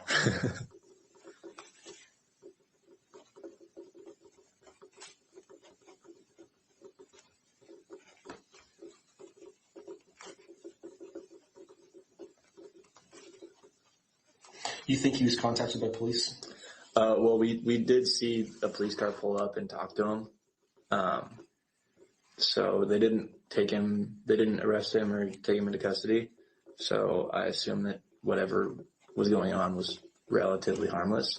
This was probably about a month before everything happened. The only reason I mentioned that is just because I had a friend who's female who lives in a house.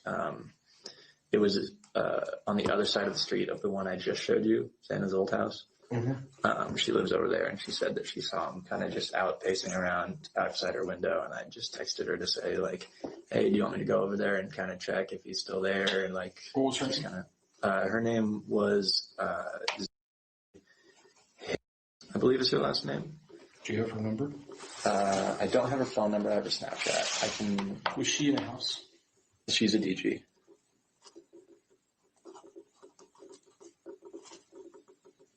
She phoned you? That was at Delta Gamma, I believe. To say this guy's pacing around outside my apartment? No, I texted her because I saw her outside originally when all the police were out there and everything. And they were out next to the car. So I just texted her to ask if everything was okay, if something happened. And she was like, no, like everything's fine. There's just this kind of weird, basically crackhead looking guy outside. And then she was like, I went inside, and then I was like, and she was like, he hasn't left. And I was like, okay, well, If you want me to go do something or go get the police back on the phone or call someone, we can. And she was like, it should be okay. And then he ended up leaving later. So he's drunk maybe. He crashes his bicycle into a car. The police come. They make contact with him. And then they leave. And they leave him there. Mm-hmm. And he continues to loiter in the area. Yeah. You have a phone call or a snap with her. Yeah. And then he finally leaves. And this happened about a month before. Yeah. Okay. Do you think still lives there? I believe she does. I don't know if she'll be living there next semester, but she isn't at a house. It would have been, I think it's one of these like apartments around here. I'm not really sure necessarily what this house is. I've been in there a couple of times, and there's like multiple stories, but each seems like a different apartment. Okay, so for the record, he's pointing out on the map.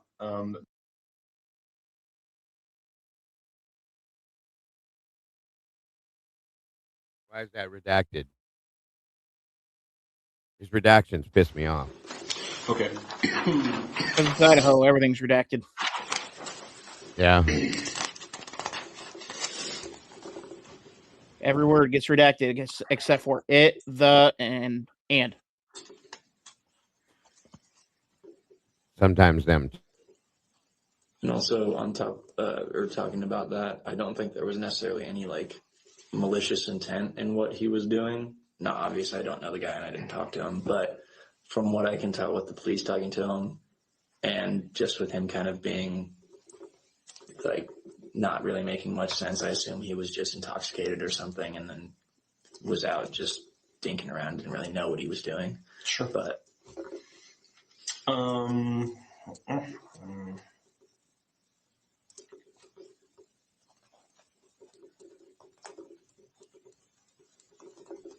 But as far as girls over at Xana's, I never really heard anything about them feeling uncomfortable or people were stalking them or being weird or anything. It was usually a pretty safe and fun environment. Everyone who was there pretty much knew everyone else who usually came over, or at least just saw them around it enough to know who they were, and there was never usually any issues. Okay, tell me about, how would you describe Ethan's personality? He was just kind of like I said before, he was just a very happy, kind of go-lucky guy. When he set his mind to something, he would do it. Didn't really matter what it would be, but he would just kind of hang out, and he was always just kind of a light to whatever kind of room he walked in, if that makes sense. Yeah. Just a very, what's the word? Very genial and just very good with people, kind of wherever he went. This is, again, Conrad Harrison, Sigma Chi fraternity member, and he's being interviewed by Detective Michael Van Leuven, who, if you didn't catch it, is also a Sigma Chi alumni. Any unusual personal habits of his? What do you mean? I don't know. Did he smoke a pipe, or did it belong to some club that you guys didn't belong to? Oh, gotcha. So here's the thing. So he has his Greek family, right? And then he has maybe people he goes to class with. And then he has his actual family back home. And then maybe if he had a summer job, he's got a few people over there he's connected to. So we're basically, the purpose of this is to look for connections to other groups of people, however small that group is, maybe only one person, but a connection he has outside of what we know. So, did he have anything unusual? Did he play any sports? Was he involved in a crash? Did he take flying lessons? I mean, just random stuff that you'd be like, yeah, that's weird. He did that, but the rest of us didn't. I mean, he wasn't too eccentric of a person. He played a lot of sports. I think he played basketball and soccer. Intramural. Well, up here he played a lot of sports intramural, but for a while back home he used to play soccer. I think him and both played for about like 9 or 11 years or something like that. So, and then he was really good at basketball.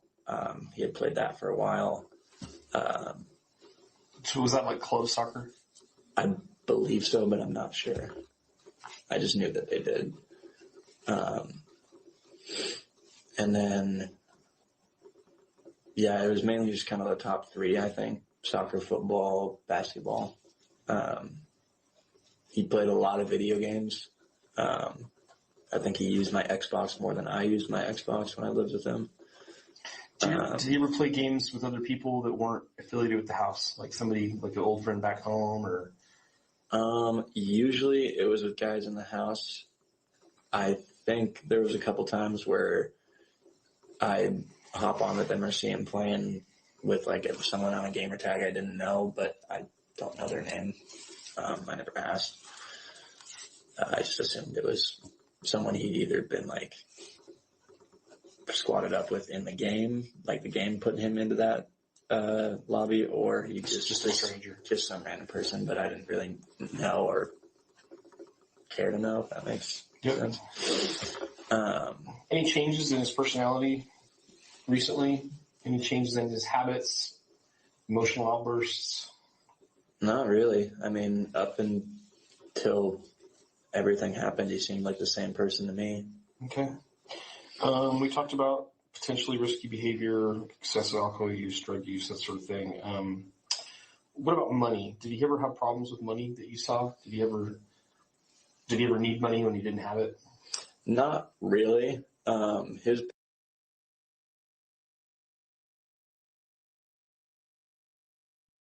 Now, why is this being redacted?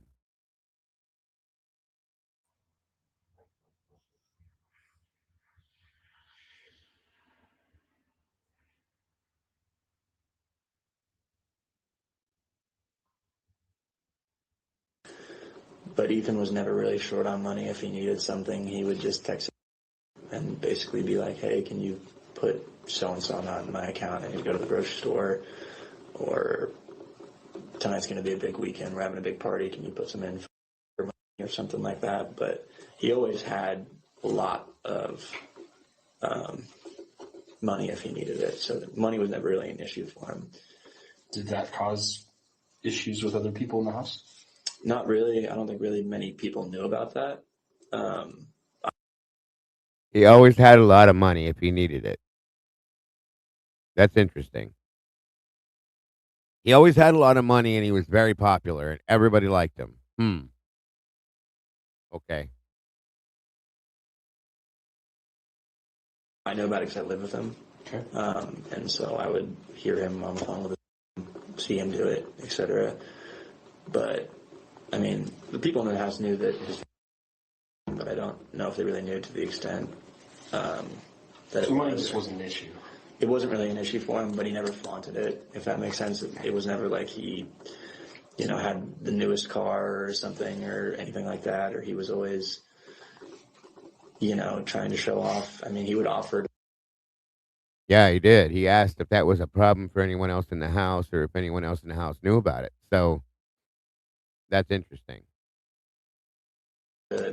One time he had all his groceries bought and had like $200 left on his grocery card or something, and it needed to be used by the end of that month or it'd go away.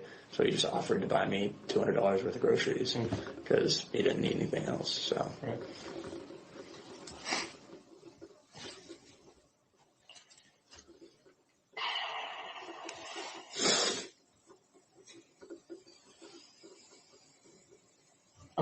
As far as his daily schedule, did he take most of his classes in person? Did he take any classes online, or? I think most of them were in person. I think he might have had a few online, but he never really went to them. At least when I lived with him. You didn't go to his classes? Sometimes he would, but it was kind of rare. He skipped them pretty often. A lot of them weren't mandatory attendance anyway, because they were, massive lecture halls, freshman classes that like English 101 and stuff like that, where a lot of it's just like an online workbook. And I think he had some classes that were just like that, like just basically an online workbook. So he never really had to go to class. But it was rare that I saw him, or not rare, but I'd see him probably go to like 2, 3, 4 classes a week, not too many. And I don't necessarily know his whole schedule if he was skipping. I know he skipped some, but I don't know to the extent. but he was home a lot of the time when I lived with him. And a lot of the time he'd kind of just blow off schoolwork and classes. He wasn't, at least when I lived with him, he wasn't the best student. That changed after he got, of course, deficient and had to move out of the house. Then he got it back on track. But when I lived with him, Yes, sir. If Ethan's this big gamer, where's the Xbox? Where's the Xbox at the house? He didn't have one there. There was it probably his apartment, or he probably did it over there. The only one I ever saw, I think, was in Bethany's room. I can tell you as a gamer, if I'm spending a lot of time at a house, I'm taking. If I'm spending most of my time at in this case Xana's house, I'm taking the Xbox over there. Sure. If it was that way with him, yeah, I agree with that. So yeah, where's the Xbox? That's a good question. That's a good question.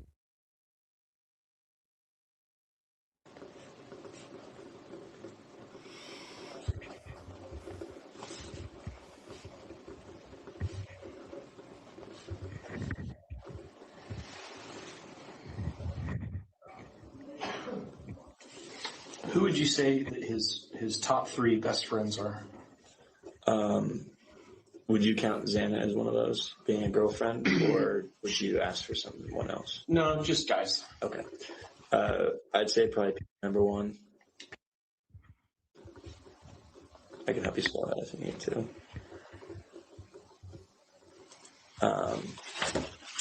Let's see. I'm pretty sure he just said Pete. Even though he was his brother, he was, I would say, one of his best friends. And then I'm trying to think of other guys in the house. Probably Joe. He doesn't go here anymore.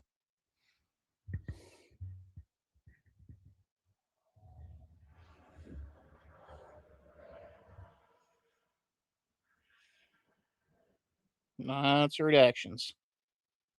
So now he's going to actually come back next year, but he's had to spend this entire year working so he can pay for it. But yeah, Ethan and were very, very close. And still were, even with not here. Like, they would text him all the time. Yeah. So this is going to sound like a very formal question, and it is, but it's actually worded pretty well to cover what I'm asking, so I'm just going to read it. Inquire as to any instance where the victim ever discussed or displayed fear, concern, or discomfort about a particular person or situation. Not really. I don't think he was ever scared, angry, disgusted about really anything. It was very rare that I saw Ethan in a negative, emotional sort of mindset. He was always just kind of happy, and if something bad happened, it was always kind of like, well, what can you do? You just move on and do better kind of thing. But yeah, I never noticed any distress or issues like that. Was there anyone with whom Ethan did not get along, or he tried to avoid because they just didn't get along with each other?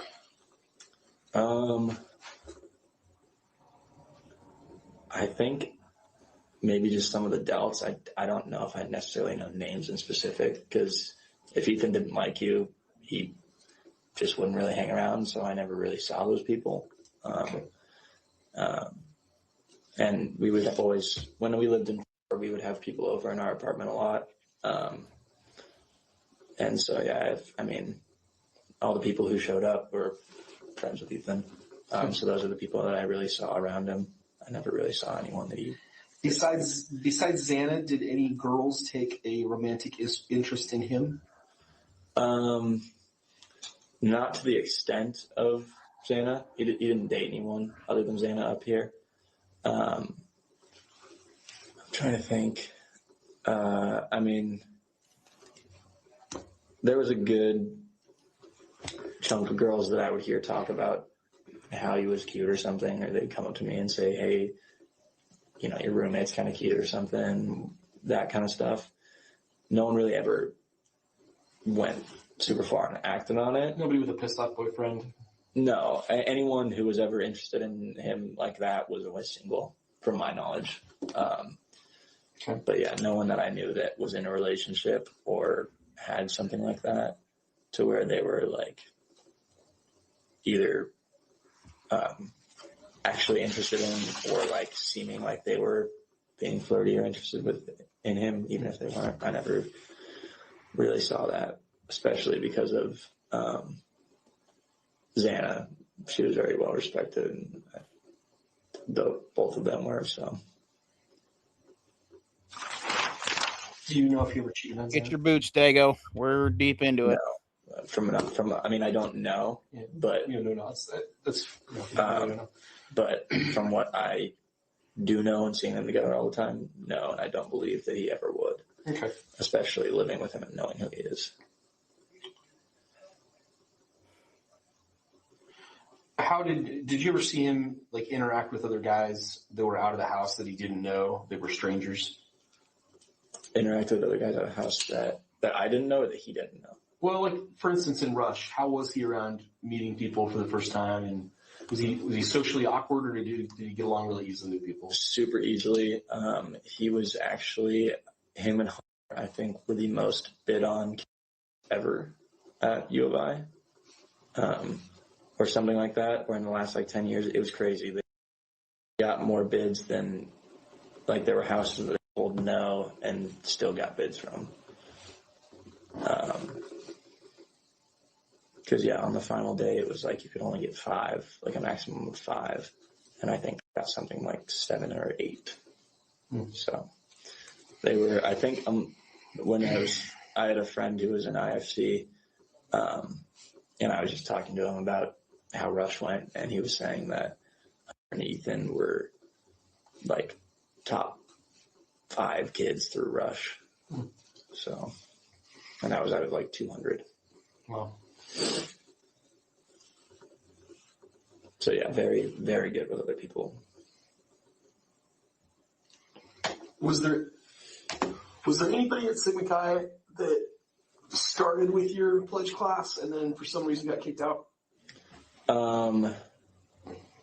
No, there was a member who just left.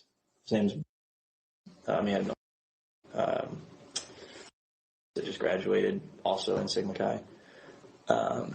But he just left because he just didn't like the scene up here. There was never anyone in RPC that got kicked out.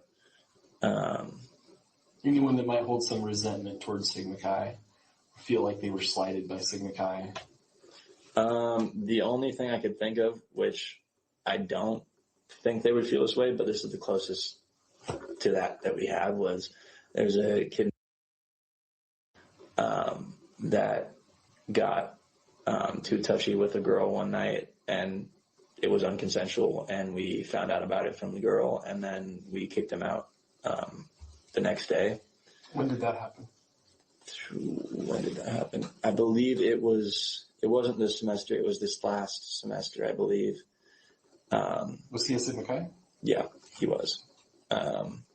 He was kicked out as in you have to live somewhere else, or kicked out as in you're no longer Sigma Chi kicked out? No longer Sigma Chi.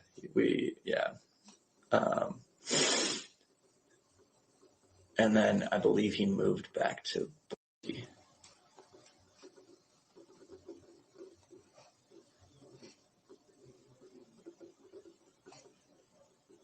Was the girl an AP or a she was a Pi Phi.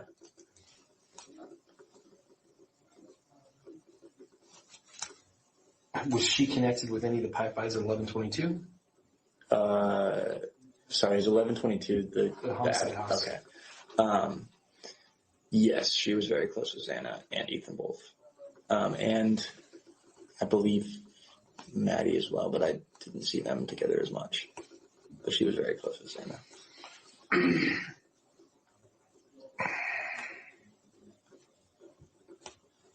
Her name was, I think, Thomas. There you go.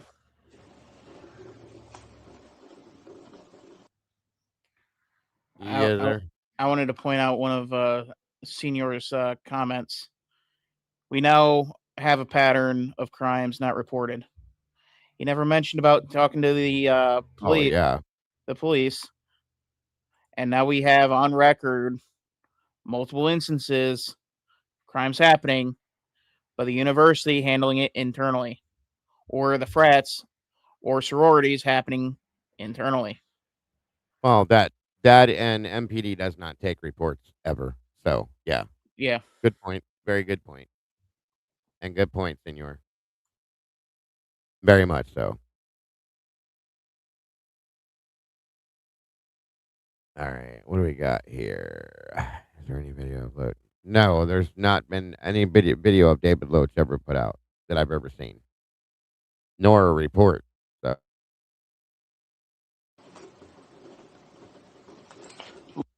And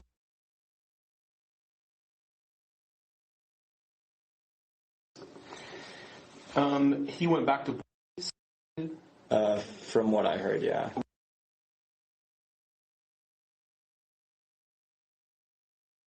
I think that's how you spell his name. Do you know where the assault occurred?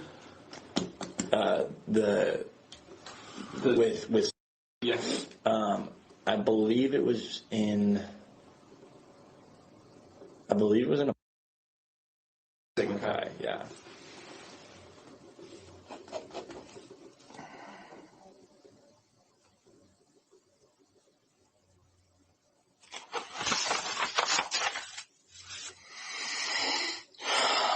At that time when that happened, were you guys was Ethan and Xana and you guys, were you going over to the area? Were you going over to the area and hanging out over here? When the assault happened? Yeah. I don't mean that night. I just mean in general.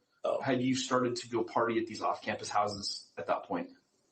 In like the, sorry, I don't understand the question. The semester when this happened. Okay. And when was this? I'm not 100% sure on the date. I think it was early second semester. Of this year? Of last year. Of last year. Of last year. Not, it didn't happen this semester.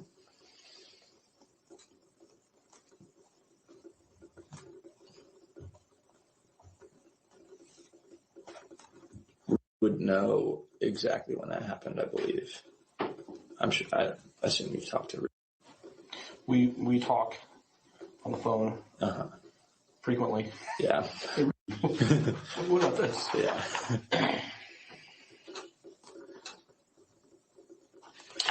So what I'm saying is, so early second semester of last year, were Sigma Chi's regularly coming to off-campus parties over here? Yeah.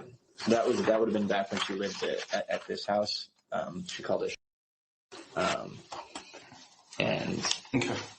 Yeah, we would. It was pretty often. Ethan was usually over there because I believe at that point Xana and him weren't officially dating, but they had just was going over there too to parties. No, never really came over there. At least that I knew of.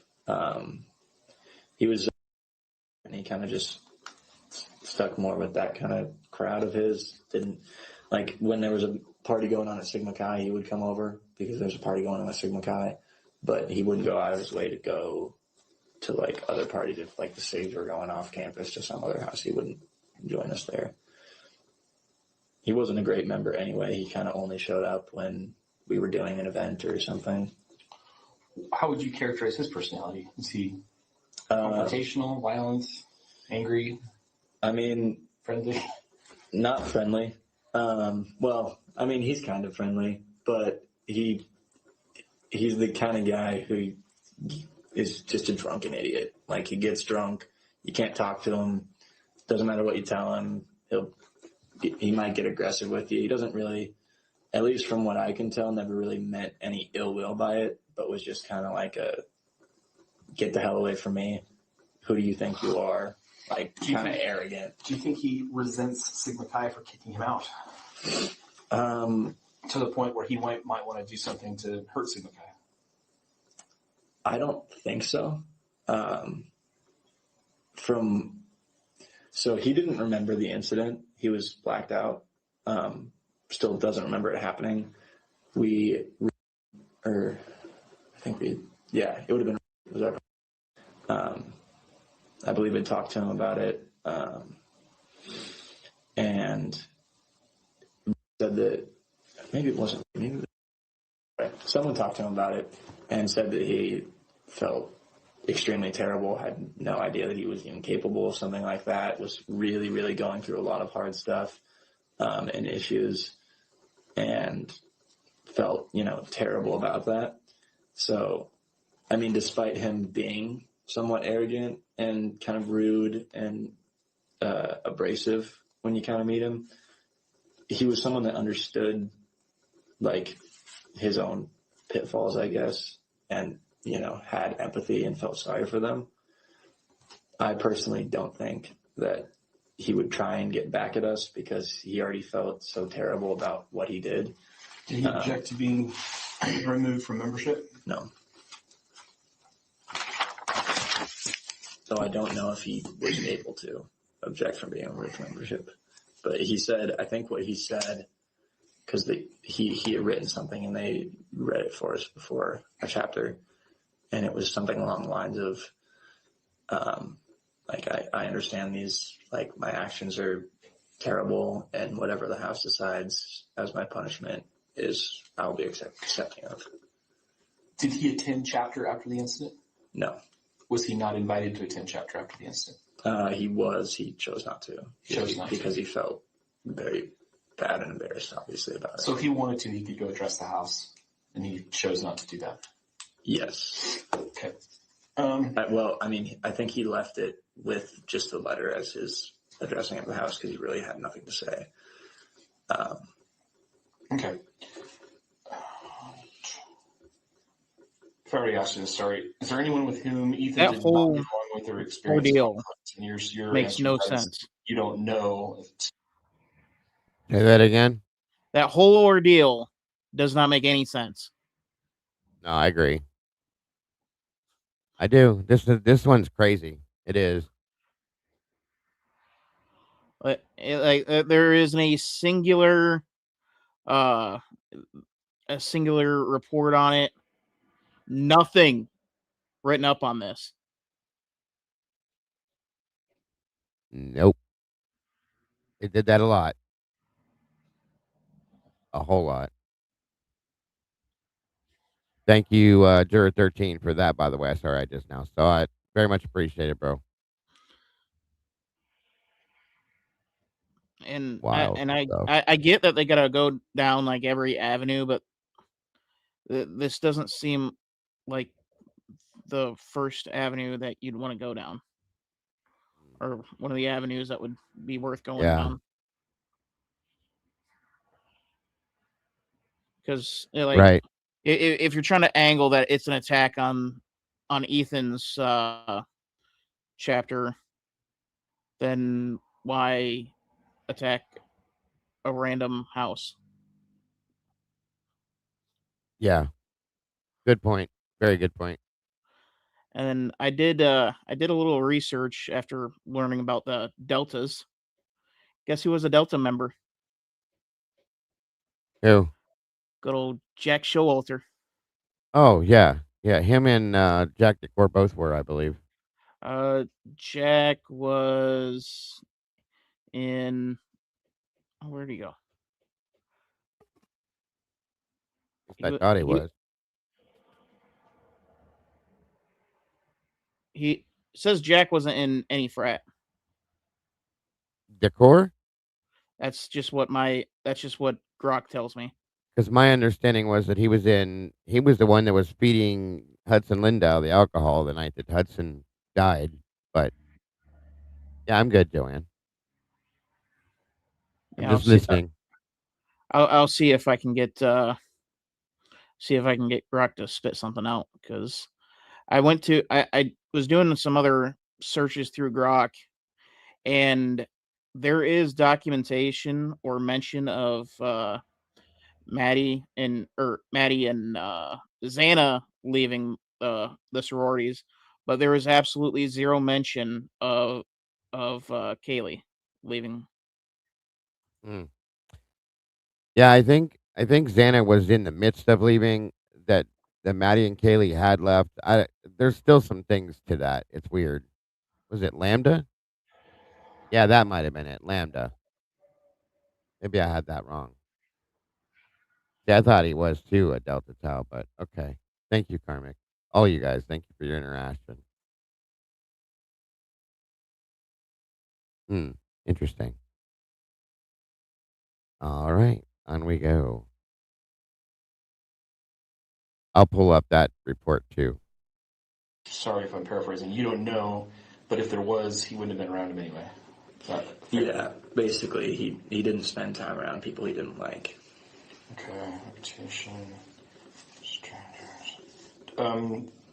Did he have a job of any kind or any source of making money while he was at school? No, it was just his parents.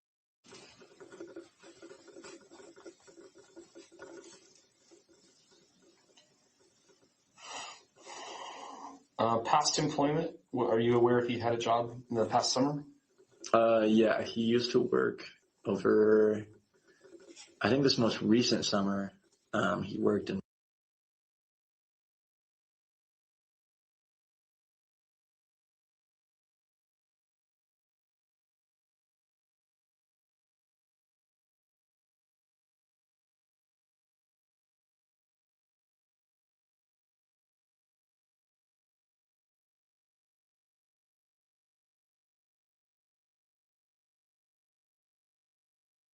More redaction. I'm not 100% sure. I know that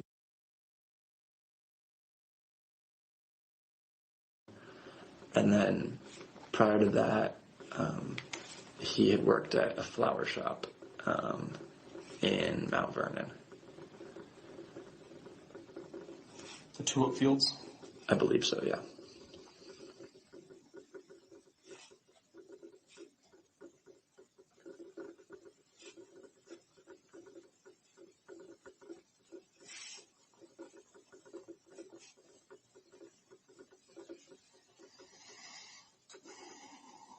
Did he spend any time away from campus or associate with any other individuals from other universities besides U of I? Not spending time away from campus. What do you mean by that? I don't know. Did he have something that took him away from campus where he'd have a Bible study on Wednesdays or something like that? No. Or maybe a book club he went to? He wasn't really involved in anything that wasn't kind of through our house, university, etc. Like the only thing that I could think of would be intramurals, but that was obviously through us. He wasn't in any clubs or anything like that. Okay. So did he attend any of his classes at WSU? No. Do you guys still do that? I don't think so. So when I was here, one of my majors was criminal justice, and U of I had a really terrible criminal justice program at the time. Oh, and WSU had a pretty good one. So I could sign up for a class, a U of I class, and I wouldn't know that it was a WSU class until I looked at the location and I realized, that's Wazoo campus. That's at Wazoo. Okay. And then they do the same thing. They'd send people over here for like our ag research programs and stuff. Yeah, no, he never did that. He never took anything through Washington State.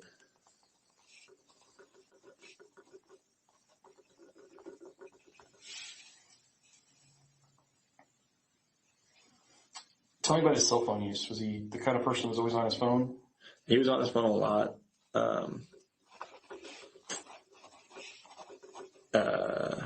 What apps did he use the most?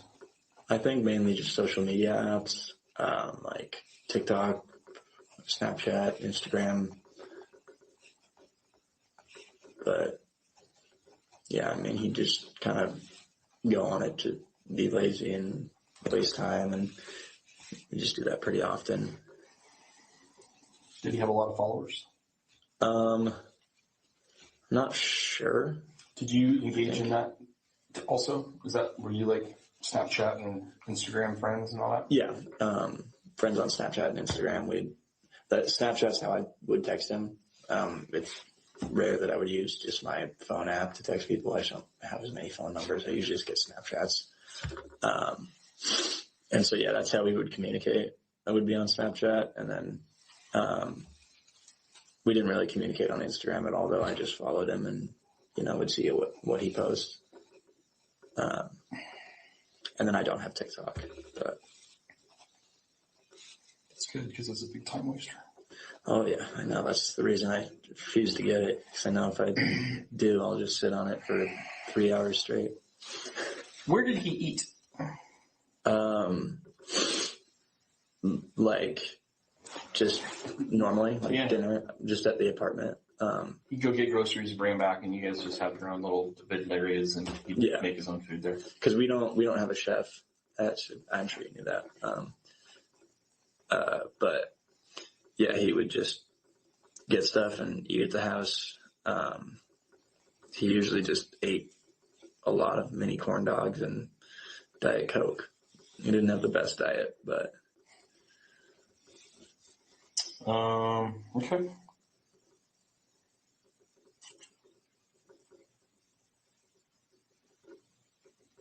The way he spent his time, as far as you know, in the last few months, where he's coming over to the house, I understand he goes down to apartment 10, plays games with Kyle a lot, goes over, stays at Xana's a lot, goes to class, I suppose, sometimes. Yeah. Any changes in that behavior from him on his daily routine that you've noticed? No, I mean, I think he actually had gotten better about going to class this most recent semester. Right.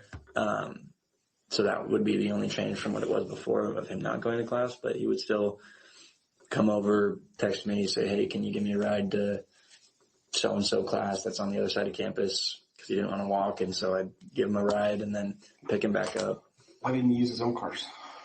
I think a lot of the time, I'm not 100% sure, but I think a lot of the time it was like someone had blocked him in, because he used to park at Xana's, and there was like 4 or 5 different cars there, and every once in a while when I would drive by, I'd see his Jeep blocked in. So makes sense. I just assumed that was the reason. I didn't really ask, but there was also like no parking at the area where he was going, so he wouldn't really be able to leave his car anywhere if he did, because it was a class where I forget what class it was, but they would like meet at areas like the industrial building around campus, and then they would like walk to like an agricultural field or like someplace like Wazoo or something, or bus there or something. So he wouldn't be able to really like leave his car anywhere because he didn't have a parking pass. So I assume that's why he had me give him rides. But yeah, I mean, after that, he would come back and do the same thing. He'd get on, start gaming for a bit, then, make some food, get up, start drinking, go hang out with Xana, come back here, hang out with the guys. Okay.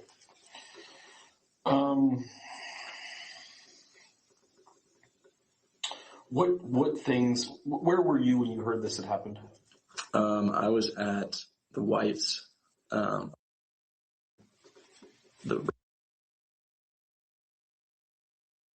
Whose apartment is that?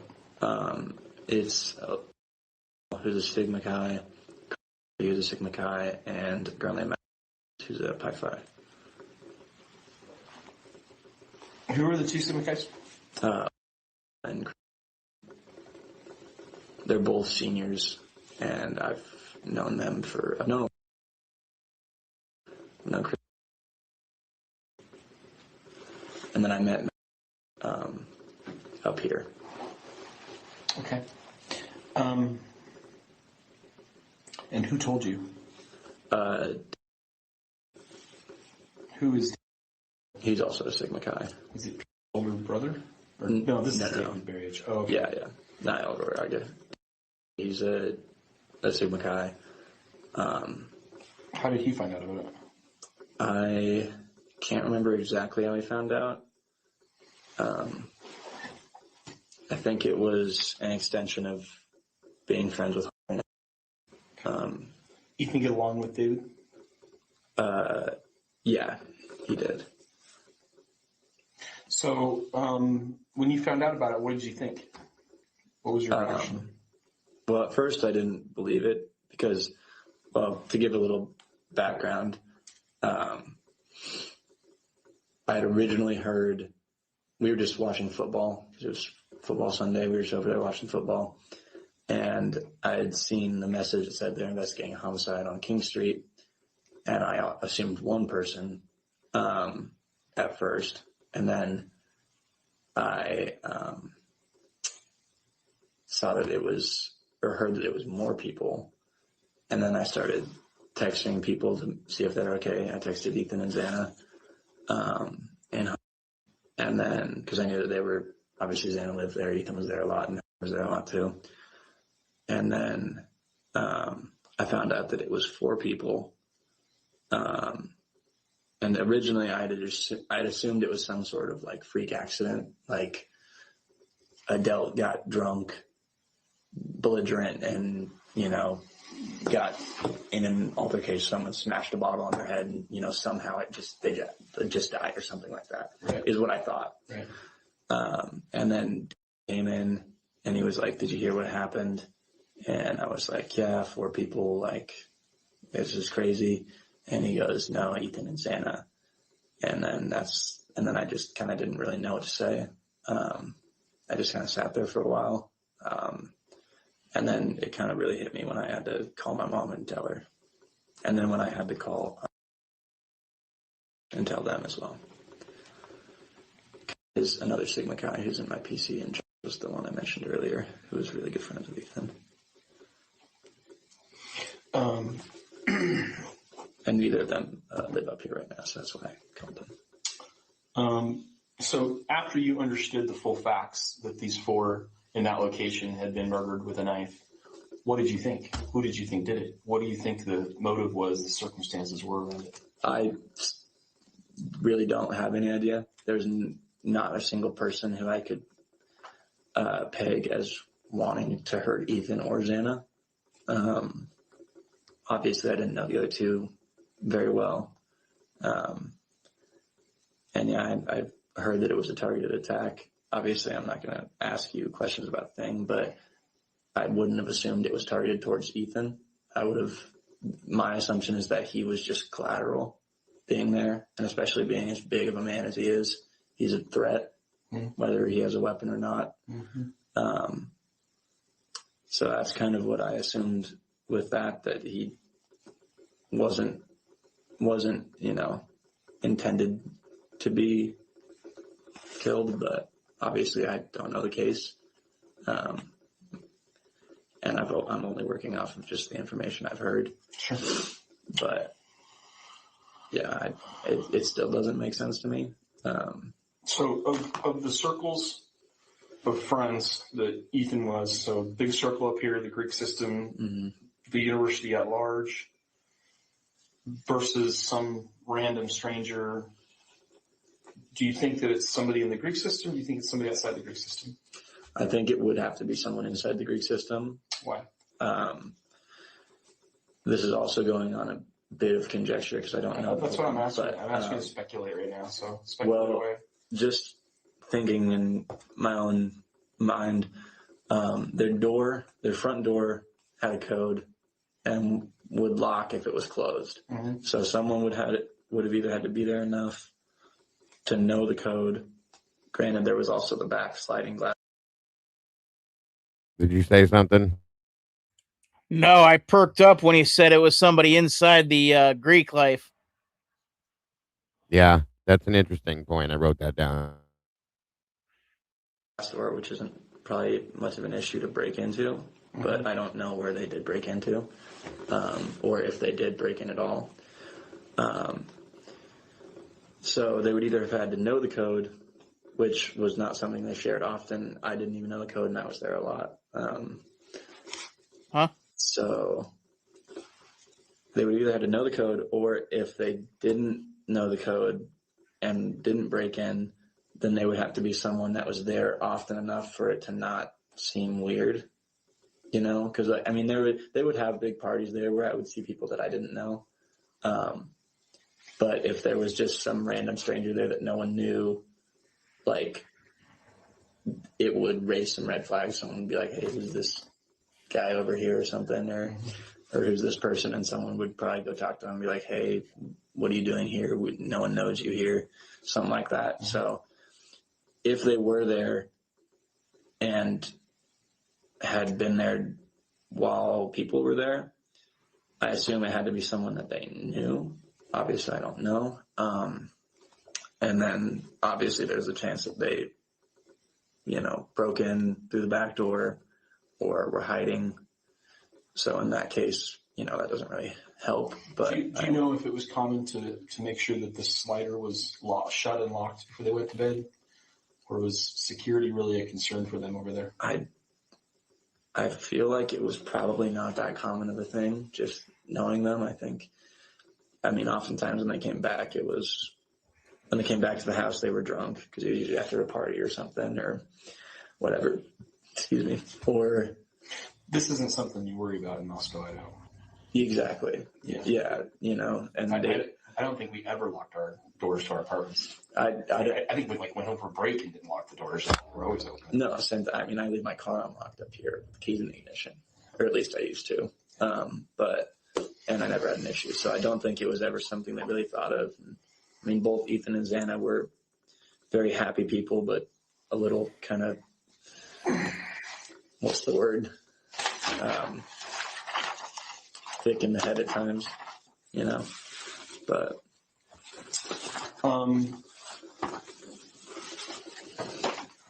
Okay, the night before, were you at the Sigma Chi party? I was. And what do you remember about the party? I actually wasn't in the legitimate lodge for the party for that long. I was in Pete's room for a while, and that's actually where Ethan was originally. Which room? It would have been room, I think. The upper left. Yeah. Double. Mm-hmm. There too. Oh, you did? Yeah.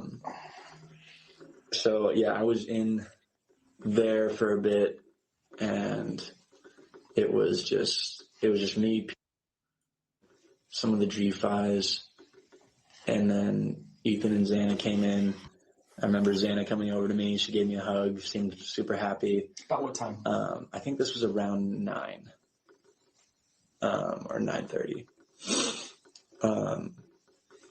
And then I saw Ethan.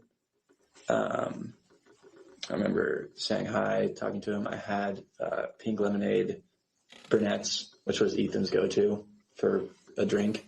So I remember offering him. What is it? Pink lemonade brunettes. What is that? It's just a flavor of Burnett's vodka. Yeah.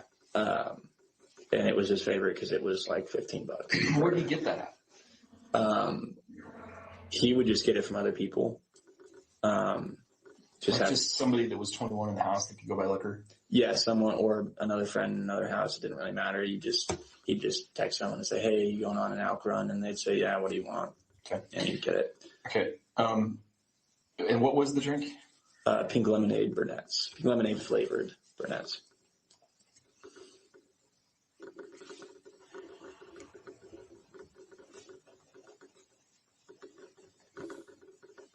Was Xana 21? No. I don't think so, no. I believe Xana was 20. So if he was drinking a pink lemonade brunettes there, does that mean that he brought it there? Or could that have been somebody else's? If he was drinking pink lemonade at Sigma Chi? Yeah, you said that night that he was drinking a pink lemonade brunettes. Oh, that was mine. That was yours? Yes. You brought that alcohol? Yes. Okay. For myself. That was my own alcohol for the night that I had. Oh, okay. And did Ethan, is that also what Ethan drank? Yeah, it is what the same kind of alcohol that Ethan drank.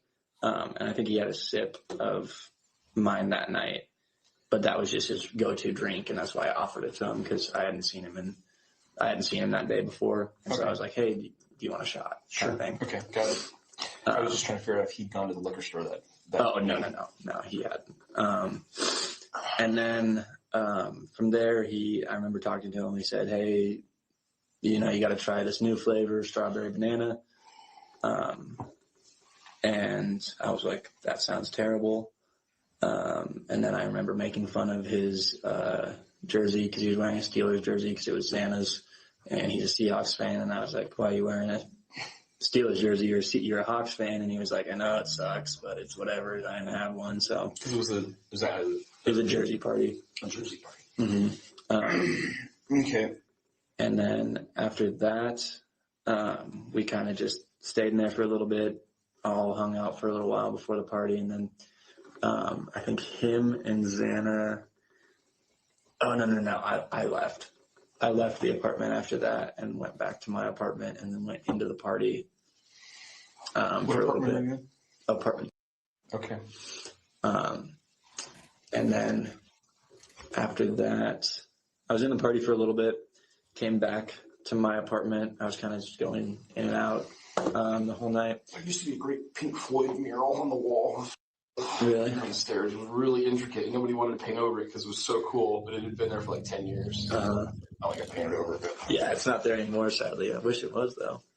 But then, yeah, some girls came to my apartment as the party started kind of dying down because I think we ended the party at 1 o'clock. We normally end them at 2, but for some, I think there was a Idaho bound or something. Your campus was dry for some reason.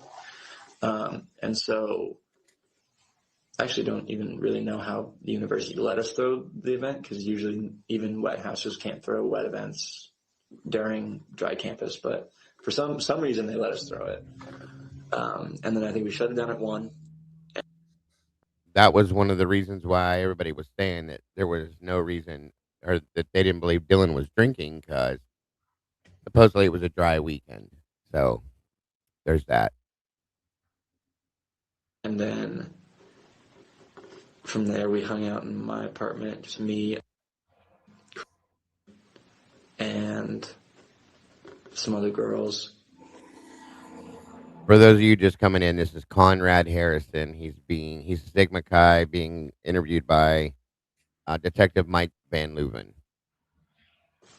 And then we hung out there till about 2, I believe. And then we went over to their apartment at the Whites. Whose apartment at the Whites? The one I was mentioning earlier. They were hanging out with you Mm-hmm. And then The after the night before. The night of the party, yeah. Okay, then, so after the party, you hung out until when? Until about 2 a.m., I believe. And then we all went over to their apartment, which was me, and then I think it was. I apologize if I don't have the best memory of this. I had drank a lot that night. But then it was, I believe, as well. And then I can't remember if and were also there that night or not, or if I'm thinking about just another night because we went over there pretty often. But we hung out there for probably 2.5 more hours. I think I went home around 4:30 in the morning, and I walked back with, I believe, and then how were they that night? How was there any problems at this White's apartment? No, we were all just. Did anybody leave? After you walked over there at about 2 with these guys, did any of them leave and come back? No, none of the guys did. Some of the girls left, and I think that was around 3:30, I believe. But none of the guys left. Not that I know. If Joe and were there, they left earlier than me, but they just went back to the house.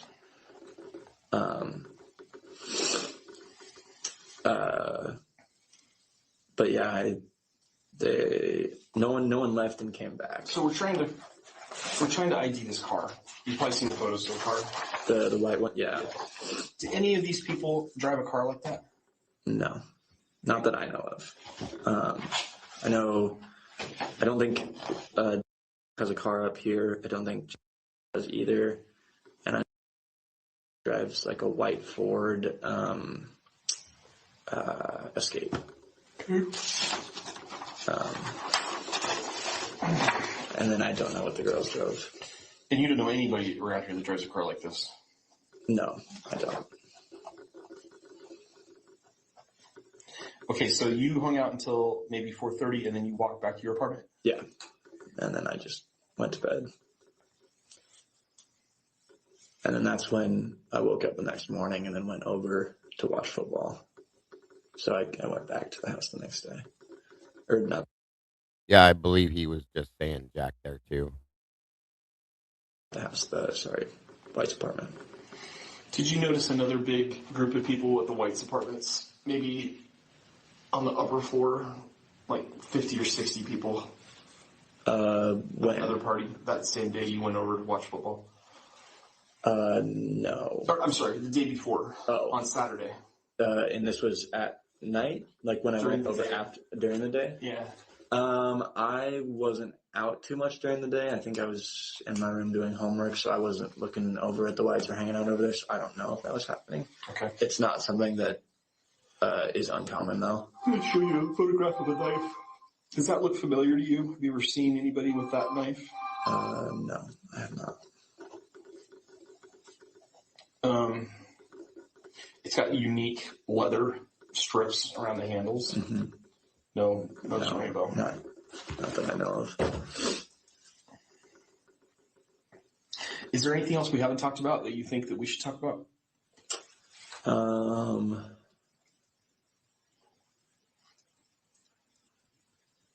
I mean, not really. I can't really think of anything. When you were walking home, when you were with the wife, you were walking home. Did you? What's wrong, Busy? They're talking about a the knife. You know, the knife that they're claiming to be the murder weapon. That's the knife he's talking about.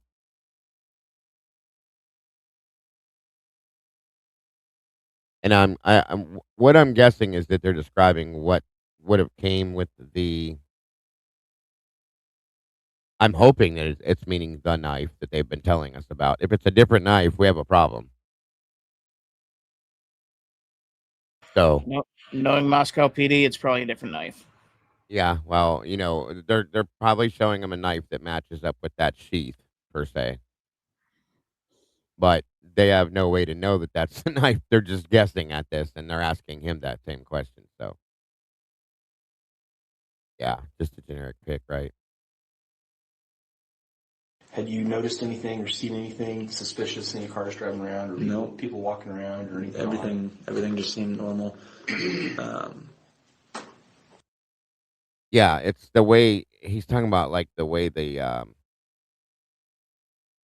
I'm guessing it's the way the handle looks on it with the circular rings on it. He's calling them leather. I don't know.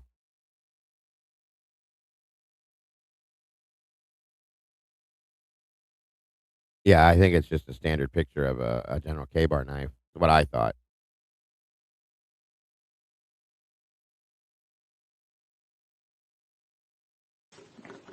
Yeah, I didn't notice anything out of the ordinary.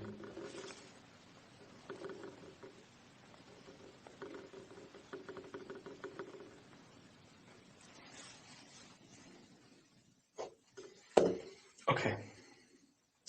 If you think of anything else, give me a ring. I sure appreciate you coming down. I'm going to stop the interview now at 6:26.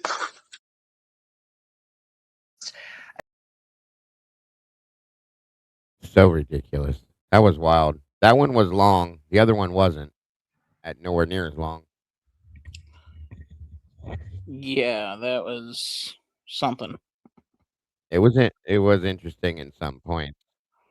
I mean, the whole he completely contradicted Jack on the whole door code thing.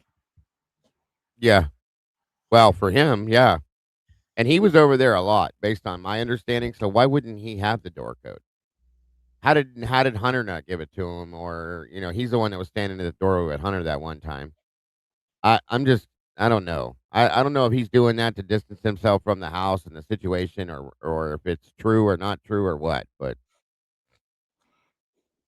Yeah, the If more you listen, the more you hear. That's a good point. if he's telling the truth, it goes back to my original point that I've made a while ago.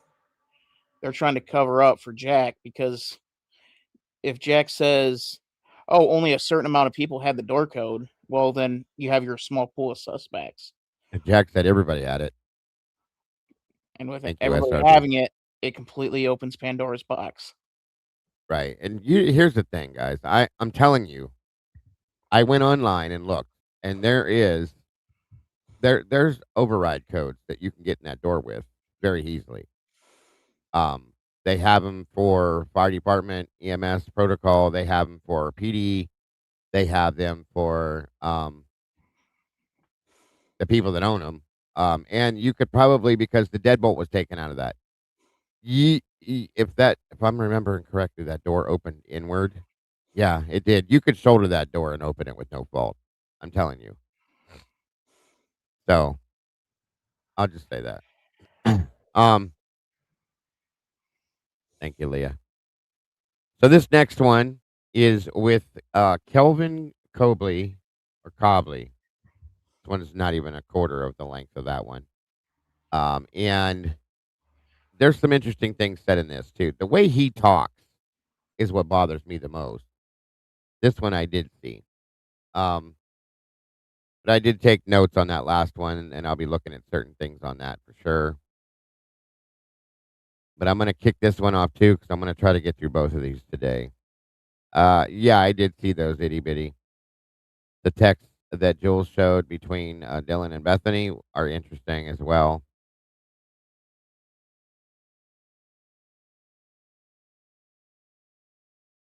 And that Barry found out through a close friend of someone new. What are you saying here, Chris? The most important part is when he said he found through David Barracoa. Ellie asked him how he knew. Yeah, that is interesting for sure. All right, busy. All right, let's get through this one too. I'd like to cover these both today.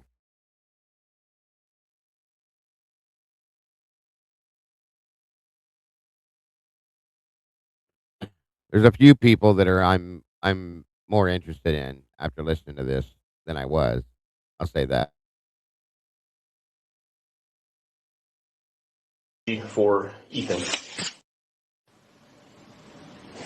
Okay, it's December 14th, 2022. This is Detective Sergeant Mike Van Leuven with the Idaho State Police. It is 4:32 p.m. and I'm here at the Moscow. I think it was the other one we just watched, SRB. Took him 4 days to figure out the rest of them. I don't believe that at all. Police Department interviewing for victimology for Ethan. So, when did you first meet Ethan? I rushed Ethan into the house. I was that year, the year that they were freshmen. That's really when I first got to know them, was probably on the second or third day of rush. Great kids from the start. I mean, just the same things, beating personalities, all of it. So from there, that was pretty much the first time I met both of the brothers, and then I hadn't met until maybe second semester of that year or sometime. I really wasn't close with or spent a ton of time around her or anything.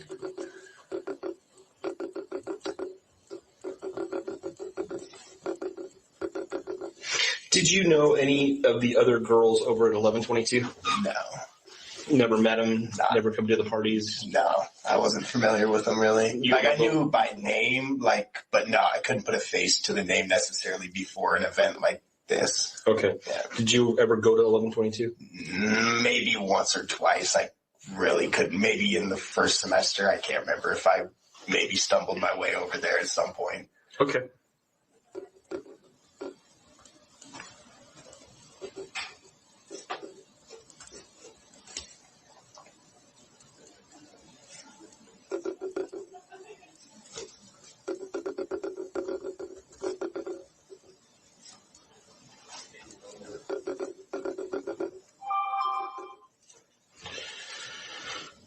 So did you ever know Ethan's parents? No, not No, this is another Sigma Chi frat guy that lived at the fraternity, I believe. Not really.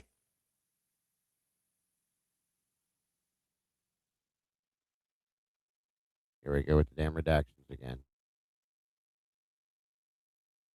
But other than that, not really on a personal scale or to hold a personal conversation with them. So you just met the parents weekend? Yeah, pretty much. Let me ask you about that parents weekend.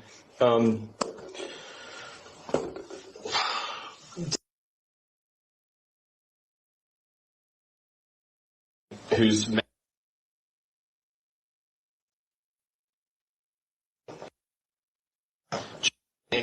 were at your parents' weekend. Okay.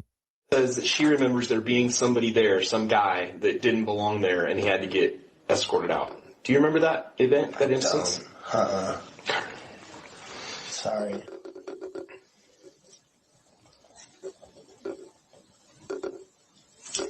My parents' weekend was pretty filled with finances, though, for that, so I was pretty much in the back room the whole time. Yeah, I think this kid was the treasurer at Sigma Chi that year, so that's just my guess. I think I had heard that somewhere before.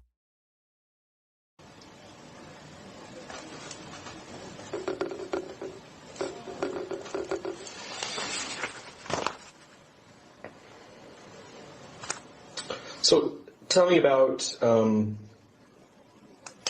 relationships that Ethan had in the house. Yeah. Who's his best friend? The people he spent the most time around, I would say, would probably and probably. Come on. And I believe is his full name. And I think they were really good for each other because a lot of those kids were really in similar places at the time of like really trying to figure out, kind of not so much because he's older than the bunch, but those kids were younger, and it's kind of weird because came in saying PC technically, so rushed with them, but he was a junior at the time, so mentally more mature and kind of had school and those things figured out. And I think that those dudes got so close because they were really trying to deal with the same things of school, relationships, things like that, things that young kids do deal with at that point. Yeah. And I think that's probably why they got attracted to each other so closely, so quickly. Okay. What kind of friend was Ethan? Always there. I live alone in the bottom rooms, like on the lower 40 now.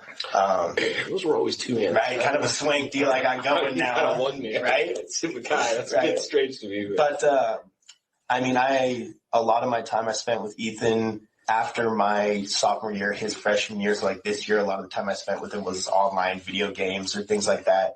But man, he was like always texting you, always seeing what you're doing, like really cared. I mean, I feel like you hear the same things, but it really was who he was. And was he polite, nice, warm, or was he ever annoying or like confrontational? He always knew, like, even if he like started pushing things to the line, he always had that like feeling of where that line was and like when he'd overstepped, and like was always big enough to be like, I'm sorry, like, but like I can't really think of times that he ever would push things like that. He never really pushed the envelope, was always more on the caring side than confrontational.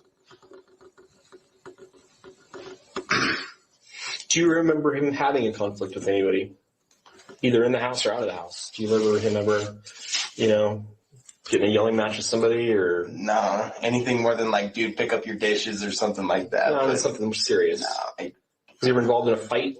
No.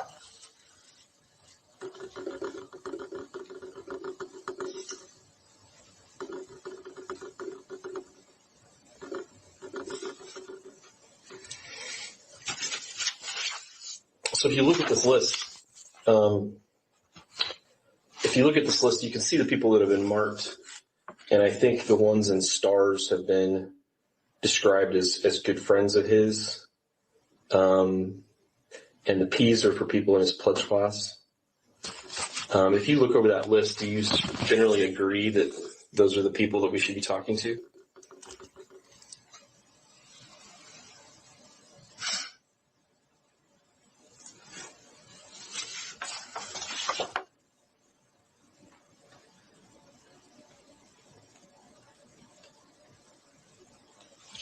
Yeah.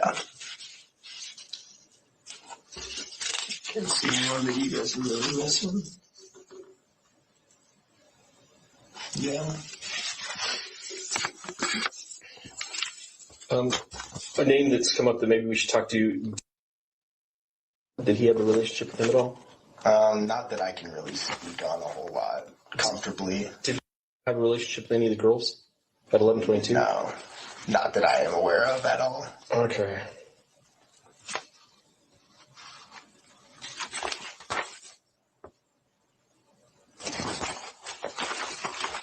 What about? I really can't speak on any of his relationships either. From what I know, neither of them went out that much, but I don't go out that much either. So. Okay. Where did Ethan spend his time? I honestly never went to his apartment off campus. For the first entire time, I thought he was actually living at the Browns or the Yellows, which are right behind the Whites. Right? I thought that's where his original single person apartment was. But so I had never been to his other apartment, but he was always at the house, whether it was room, which is on the opposite side of me on the bottom of the lower 40, or hanging out with and those guys. But most of the times when I saw him was at the house and not out partying and things like that. Did he spend a lot of time at 1122? Yes. I mean, not that I can speak of I personally knew when he was there and when he wasn't, but I know that he spent a significant amount of time at Xana's house, yeah.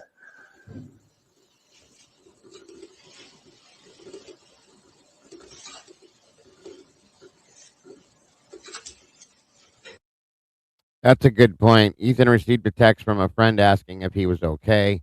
The kid and his mom tried getting a hold of LE. Wouldn't that text lead them to a why? Would he think Ethan wasn't okay at 2 a.m.? Yeah, I would say so too. If that's a fact, then yeah. That's wild. In a legitimate investigation, yes. Oh, right. Who was the one that did that, though? I'm curious. This guy's name is Kelvin. Probably.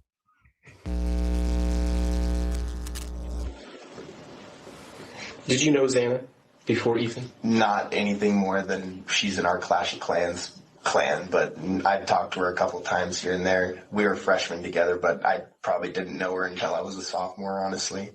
Okay. Great girl, though. Great person. Did they seem like they were going to go the distance? I think, to me, they were the same person. Goofy, almost so, not what's the word I'm looking for?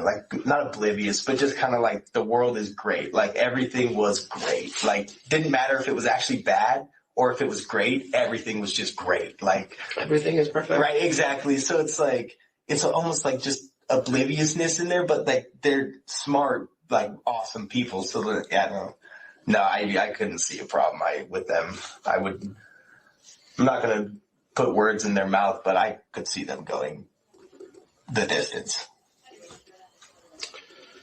So was there? If I'm not mistaken, they were only dating for about 3 months, right? I don't know Xana that well, honestly. Not plugged into relationships and the drama that well in campus, I guess. Okay. What about Ethan's past? Did he ever talk about growing up? Not a ton past basketball and kind of club and things like that. Club? What do you mean by club basketball? Okay. Yeah. That's really what we kind of bonded over to start. When I first met him was I also played club basketball and traveled and, basketball all summer and all spring. And so that's kind of where we found our initial relationship was through basketball. But past that, before going, I really wasn't familiar with the area there from at all. nor did they really speak about it a ton.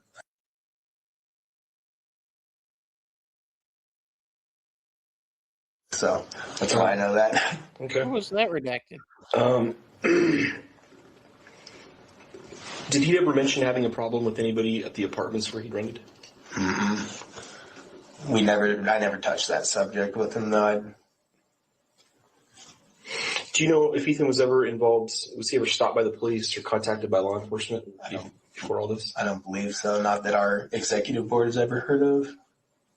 Normally we hear about those kind of things. Okay. So, could you describe his personal habits? I mean, what did he? Anything unusual? No, he liked to play a lot of video games. He tolerated school. That's actually the reason why he wasn't, probably know that. It's why he wasn't living in the house. No, nothing out of the regular. Do you know what he wanted to do after school? I don't, to be honest with you. I can't remember if it was him or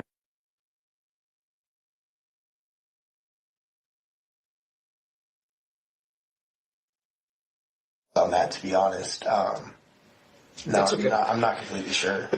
Any changes in his personality? No, other than the fact that he wanted to be back in the house and was driving for that. So definitely more motivation, but not. You want to pause it for a second?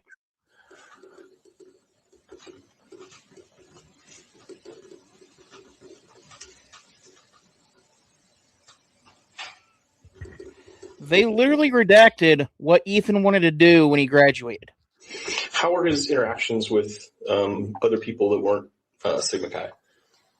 Did he have any friends outside of Sigma Chi? Yeah, he did. I know when they were going through Rush, they were very outgoing people, and I know a lot of people that really wanted them to be a part. Did you say something, Dylan? Yeah, they redacted what Ethan wanted to do when he graduated. Yeah, I know. Just as dumb as always. Always. Now I'm interested in what he wanted to do. Yeah, well, I don't know. They're redacting stupid shit completely. That's wild. Their houses. I agree. So that spoke to me pretty quickly of obviously they're outgoing people and they just have those loving, friendly faces. When they smile, that you just want to talk to them. But I can't, again, I don't go out a ton to party or drink. Do it. I'm a college kid, but it's not where I spend the majority of my time. So I can't really speak to like a lot of his outside interactions at like events or things like that. A lot of things I go to are pretty much just Sigma Chi events. Okay. When you did stuff with other shorties, fundraisers, was he normal, fine, great, like one of the most people that brings in the most energy and gets people going. Yeah, no, never any issues. Any significant events that happened prior to this, just around within the house, in the area, car wreck, thefts, break-ins, fights with other people? Yeah, not relating to him. No. What were you going to say? But that was a couple month or two before, and I don't that it's not related to Ethan. What is it? Had an incident with the police. I think he's still dealing with it, to be honest. But can't speak on it. But I just know. Is he a Sigma Chi? Yeah, he is. Do you remember what that was about? It was a drunk driving related thing. But he plowed through a carport or something of the sorts, and he's dealing with that, but nothing before that. Okay, let's talk about drugs a little bit here. Yeah. Obviously, we don't care about drugs. We care about trying to solve homicide. Yeah. We understand that there was some drug use over 1122. Do you know about that? I don't. I never spent enough time over there to really find out about those kind of things.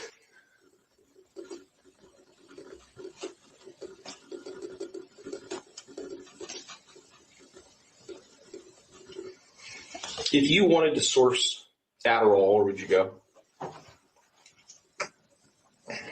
I know there's a couple guys in the house that have prescriptions. If I wanted to, like, sourcing makes it sound bad. Makes it sound like for someone to sell you Adderall. See that? Yeah. So there's a couple people that have prescriptions. Yeah, but like I'm not buying it from them. Like at that point, it's just like a, hey man, like I just need to get this assignment done, like something like that. Like fair enough. I don't want to give you the impression that people are dealing Adderall out of our house. It's not like what's going on. That's not what I think is going on. Frankly, I think it's a different house. But what about cocaine? No idea. No idea. I mean, if you want to hear I would assume that I could find a Delt that would sell me some, but that's also my just kind of. I think that's probably right. Preconceived prejudice opinion, maybe. Why do you think that is? I've had a couple of them come up to me at the Quarter Club and ask if I have anything on me or anything that they might be able to use. Great. How about online behavior with Ethan? Did he do anything online unusual? Did he have any contacts online? No, and like, do you play games with people from like back home? Xbox, we just play with I play with the house. One of my, but he just lives at. He's like my brother. I grew up with him since I was 2, I think. So we've got the Sigma Chi community. Yeah. And we've got grown up home family community. Yeah. What other communities is Ethan part of? I know somebody said he plays intramural sports. Yeah. And then he's got his classes that he takes. Yeah. So what, besides those 4 pots of people, what other pots might we find him in? If that makes sense. I mean, honestly, and like the way he was so outgoing, so where like I almost wouldn't even group like it would as Sigma Chi, it would be like Greek life almost, which is like the hard part too of like he was an outgoing person like that. He knew a lot of people liked him. I forgot the kids, I think it's or something, I'm unfamiliar, but I know that they. What do you want me to play again, Richie? The Delta thing? Hang on. Obviously, we don't care about drugs. We care about trying to solve homicide. Yeah. We understand that there was some drug use over 1122. Do you know about that? I don't. I never spent enough time over there to really find out about those kind of things.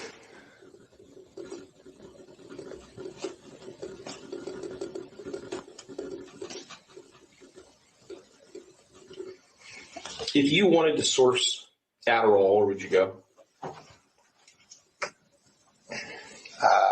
I know there's a couple guys in the house that have prescriptions. If I wanted to, like, sourcing makes it sound bad. Makes it sound like for someone to sell you Adderall, where would you see that? Yeah. So there's a couple people that have prescriptions. Yeah, but like I'm not buying it from them. Like at that point, it's just like a, hey man, like I just need to get this assignment done, like something like that. Like fair enough. I don't want to give you the impression that people are dealing Adderall out of our house. It's not like what's going on. That's not what I think is going on. Frankly, I think it's a different house. But what about cocaine? No idea. No idea. I mean. Yeah, so I think what he means by that is the different frat house, meaning the Deltas. They've already referred to that a couple times. So, and I'm real interested to hear about that. If you want to hear I would assume that I could find a Delt that would sell me some, but that's also my just kind of. I think that's probably right. Preconceived prejudice opinion, maybe. Why do you think that is? I've had a couple of them come up to me at the Quarter Club and ask if I have anything on me or anything that they might be able to use. Great. How about online behavior with Ethan? Did he do anything online unusual? Did he have any contacts online? No, and like, do you play games with people from like back home? Xbox, we just play with I play with the house. One of my. But he just lives at,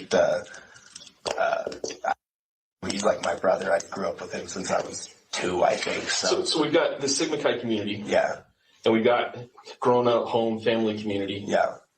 What other communities is Ethan part of?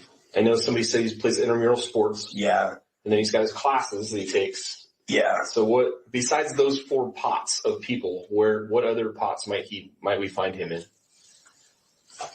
If that makes sense. I mean, honestly, and like the way he was so outgoing, so where like I almost wouldn't even group like it would as Sigma Chi, it would be like Greek life almost, which is like Right. the hard part too of like he was an outgoing person like that. He knew a lot of people liked him. I forgot the kids. I think it's Jack or something. I'm not familiar, but I know that they were best friends and like made a great relationship through Rush. Who he was best friends with? Jack. I can't remember. Jack. No, it's not Jack. To be frank, it's the kid who called 911. Oh, Hunter. Sorry, Hunter. Yes, Hunter, not Jack. Sorry, misspoke. Where are you from? I'm from. Yeah, okay. My family's originally from. So, did you know? No, I didn't. Or didn't Showalter? No, I grew up on the east side, so I pretty much stayed in my 15-minute radius there. Okay. Yeah. You want to stop it for a second? Yep. The only name they don't redact. That's interesting. Oh, what? Jack and Hunter? No, Showalter. They did a piss poor attempt at redacting it. Well, they just completely and totally didn't redact Showalter. No, you could catch that. He said Jack's name 3 times and then said Showalter the one time. And then I heard him say Hunter too. So, and I think, and you can just faintly hear the D and with Decoder. Yeah. I just find it interesting. Bad. I just find it interesting. The only name they don't redact is Showalter. Yeah, it was pretty bad. All right. Do you know about Ethan's schedule? Like what he did every day? No, to be honest, he texted me probably around noon every day to play Fortnite or some type of video game. Were his classes online or were they in person? I'm honestly not sure, to be honest.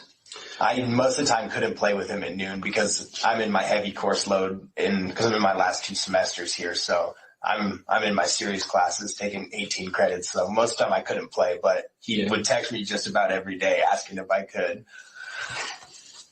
Okay. Same answer. Homework, dog. I'm sorry. Any recent changes to his schedule? No.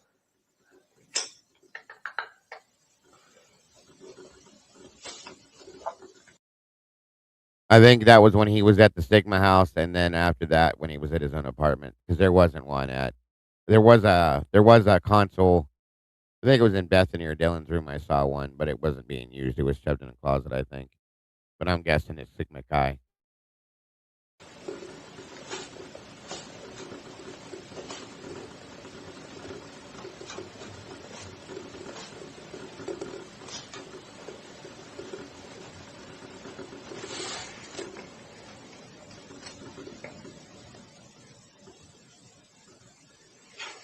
So this is going to sound kind of formal, but this is actually worded pretty well.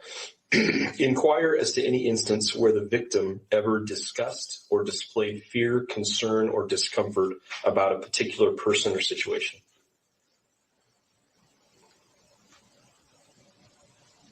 Anything? No. Did you ever express concern about one of the girls over at 1122, about somebody giving them a bad time? No.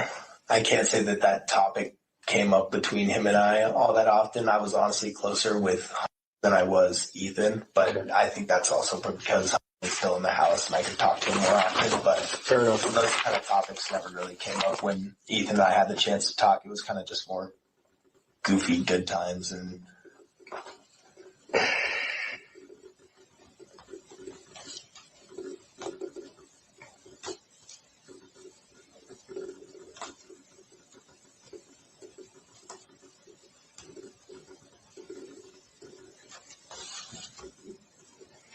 I think we recovered this, but you know, anyone who didn't get along with him, or they had conflict with each other, that they maybe he tried to just avoid him because they just didn't get along. No. Nothing like that. No.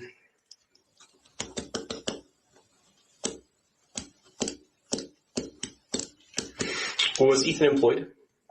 I don't believe so. I worked at the tulip fields when I went to the Celebration of Life. Oh, okay. But I don't know the name of those tulip fields, but I know they did that over the summer. And then I think they might have worked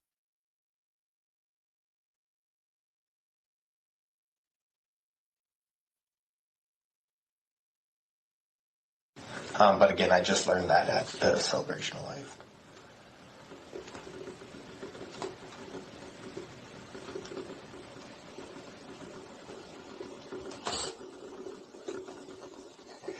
If they worked through, you know what they did?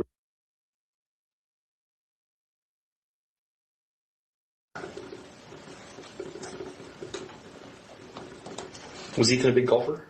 I don't think he did that much up here.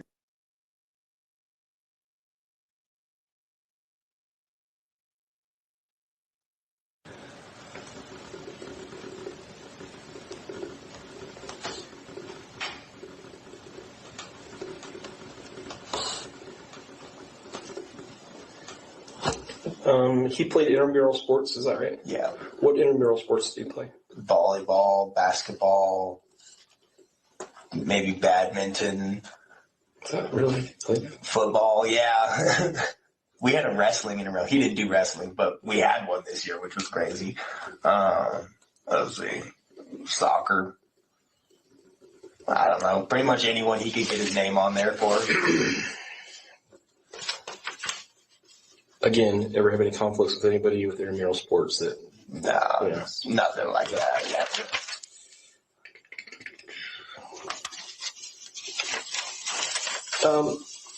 Did you know if he did anything for money other than a job? Was money ever an issue? Was he ever not able to pay his bills, or did he ever make a big purchase where people were like, "Wow, where'd the money come from?" and anything like that?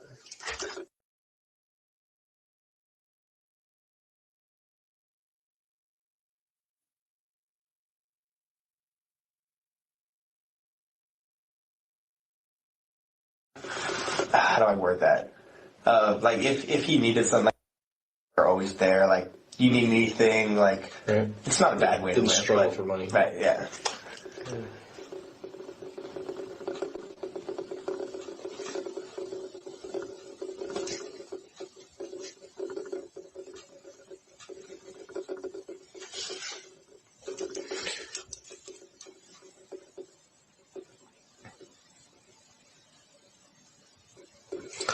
Did you notice whether the way that he spent his time or the people he was hanging out with had changed in the weeks preceding his death? No, I think he's pretty much stuck with the same people for the past year and a half.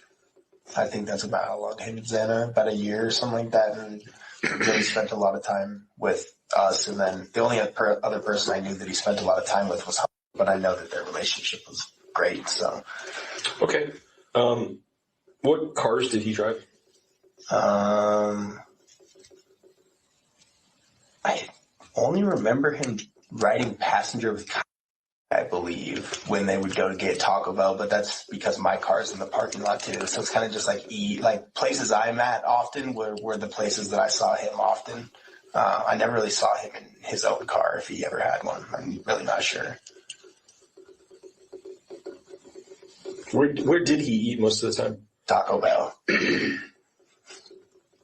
Every time, where you going, eat? Taco Bell.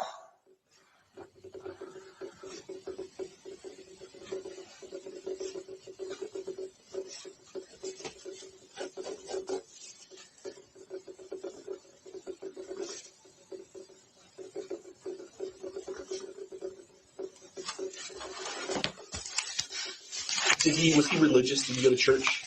Not that I know.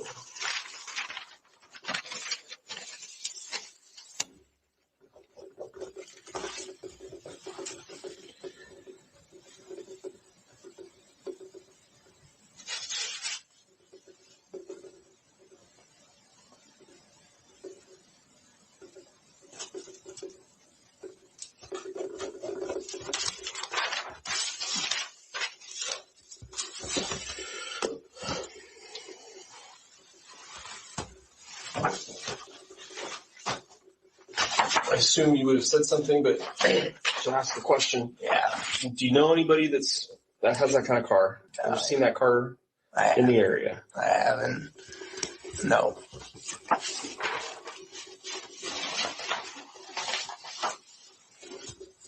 Are you a hunter? Outdoorsman? Yeah, I guess. My dad's way more avid than I am. Probably wishes I was a bit more, but I just got my hunting license a year ago or so. Okay, I'm going to show you a picture of the knife. This is a very unique looking knife just because of, well, have you ever seen a knife like this before? Do you know what kind of knife that is? Do you know anybody who owns one? No, I don't. I'm familiar with the K-bar because I've seen them at like gun shops and things like that, but no, I don't know. Really unique handle. Yeah, no, I don't. Leather wrapping. Okay. Unfamiliar.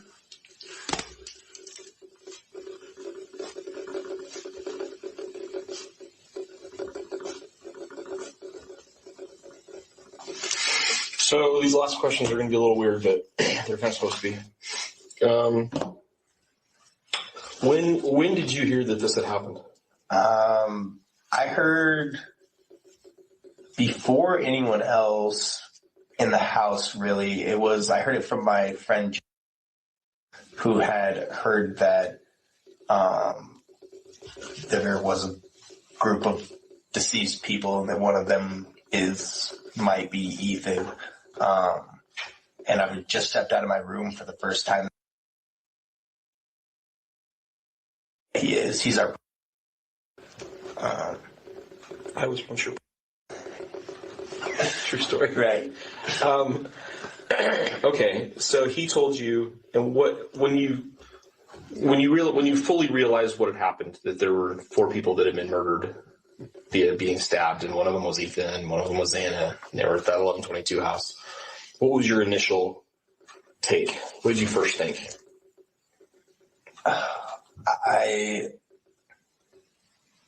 I don't know. I wasn't that close with the girls, so I was kind of missing a lot of pieces in that sense of like I didn't even honestly tell like I didn't know the other 3. I didn't even know that Xana was there with Ethan. I just heard Ethan's name, and then probably 3 or 4 days after I figured out the other people, or we heard or somehow.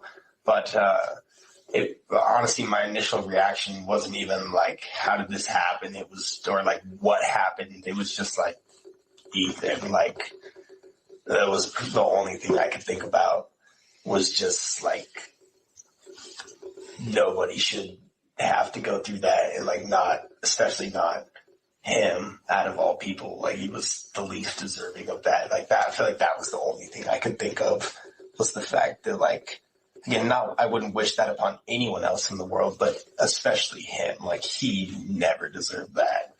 I feel like that was the only thing that kept running through my head for the first 3 days. Just because he was such a good person. Just like the most impeccable. Like, again, not the smartest, not the hardest working all the time, but like just the most genuine ever. Like that, he never lacked that ever. So if you had to attribute, I mean, what did you suspect who did you suspect had done this? Or what type of person would you suspect had done this? And what do you think their motivations might have been?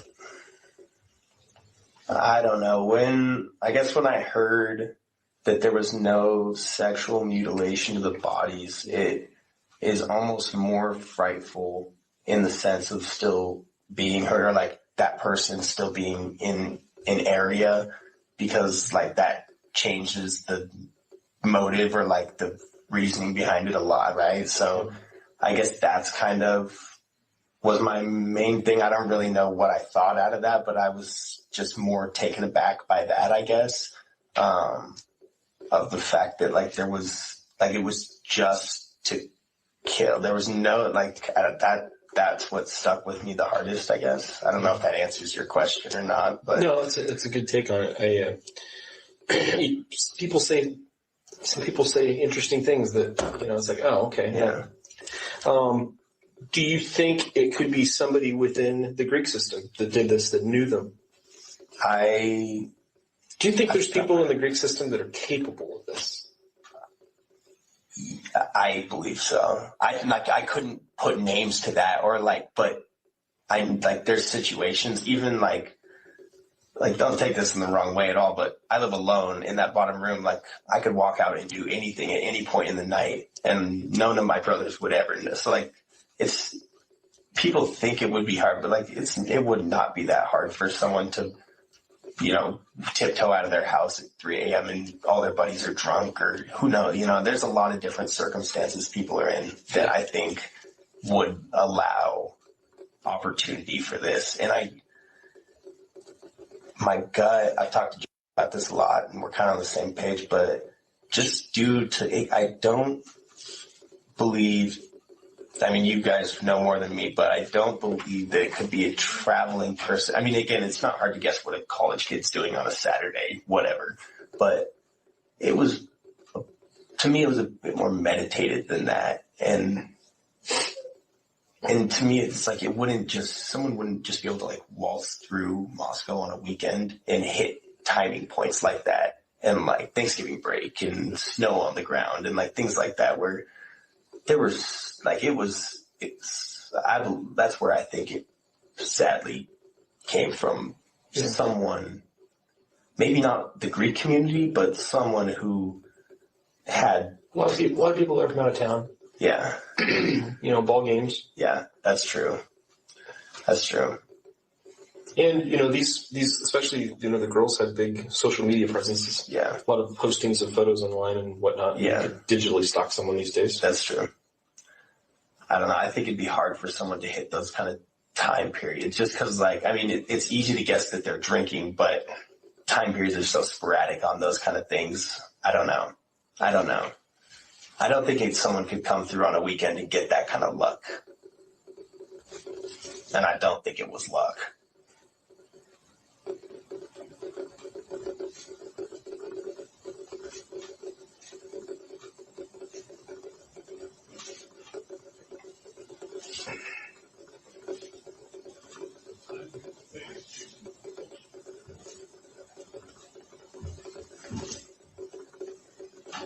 Kids probably do get a lot of tips, huh?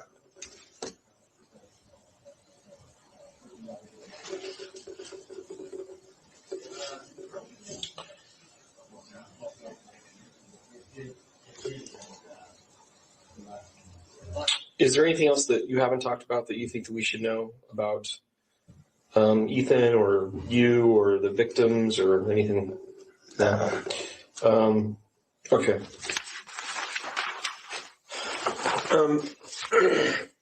So on the night before, were you around at the house? I was. I helped set up the lodge for the lodge party we had, moved all the couches into the study and stuff.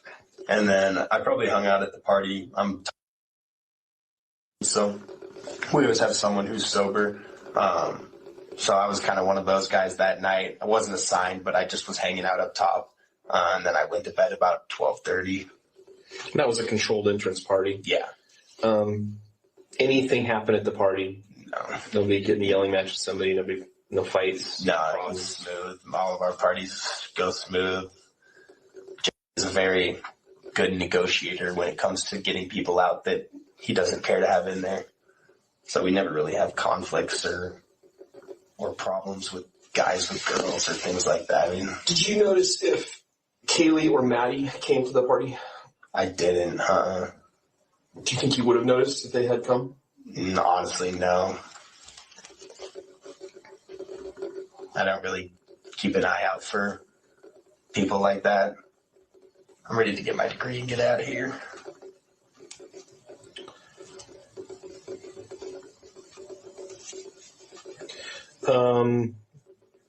So did you see Ethan and Xana at the party?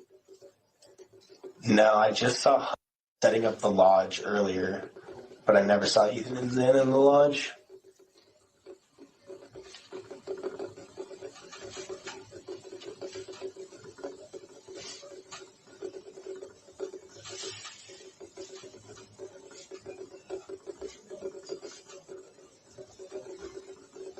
So if you didn't see him, you don't know what time they left.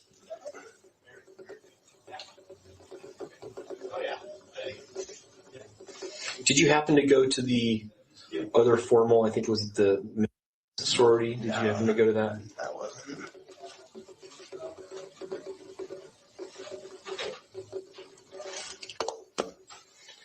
Anything else we haven't talked about? I don't think so. Okay, I'm going to stop the interview at 5:08. On May 15th, 1994, 13-year-old Christina Marie Plant left her home. That was it. I find it a little interesting that he decided to walk through how one would do it and how easy it is. Yeah. I do agree. Pretty. So I took mean, a bunch of notes. that had more in it in the 36 minutes than the 66 did with the other one. Yeah, right. And I will say, I think he worded it badly, but when he said that there wasn't like a sexual component to it, it scared him a lot more. Sure. That makes sense. Yeah, I get what he was saying. He just worded it not very well. No, I agree fully. Very interesting, but I'm going to take these notes and break this down, and I'm sure we'll be back talking about this again soon. Some of these points are important, I think, very important.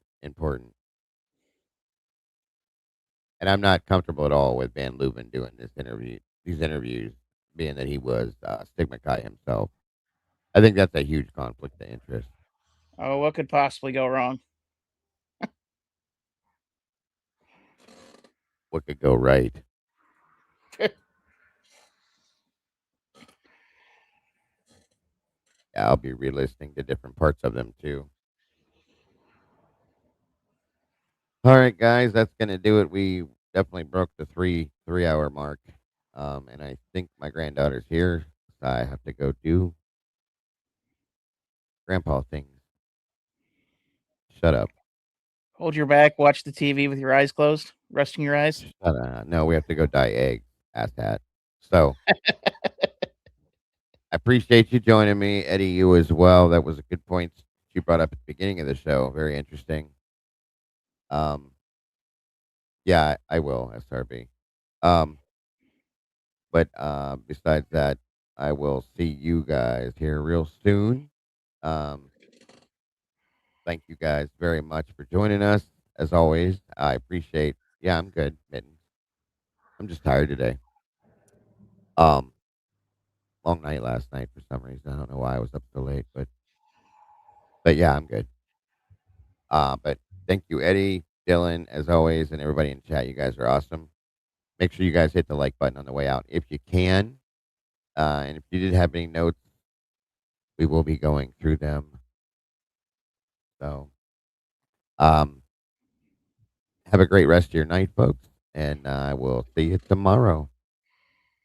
Bye-bye, everybody.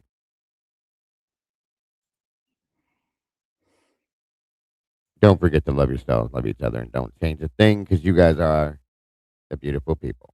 See you soon. Sorry about that. Bye-bye.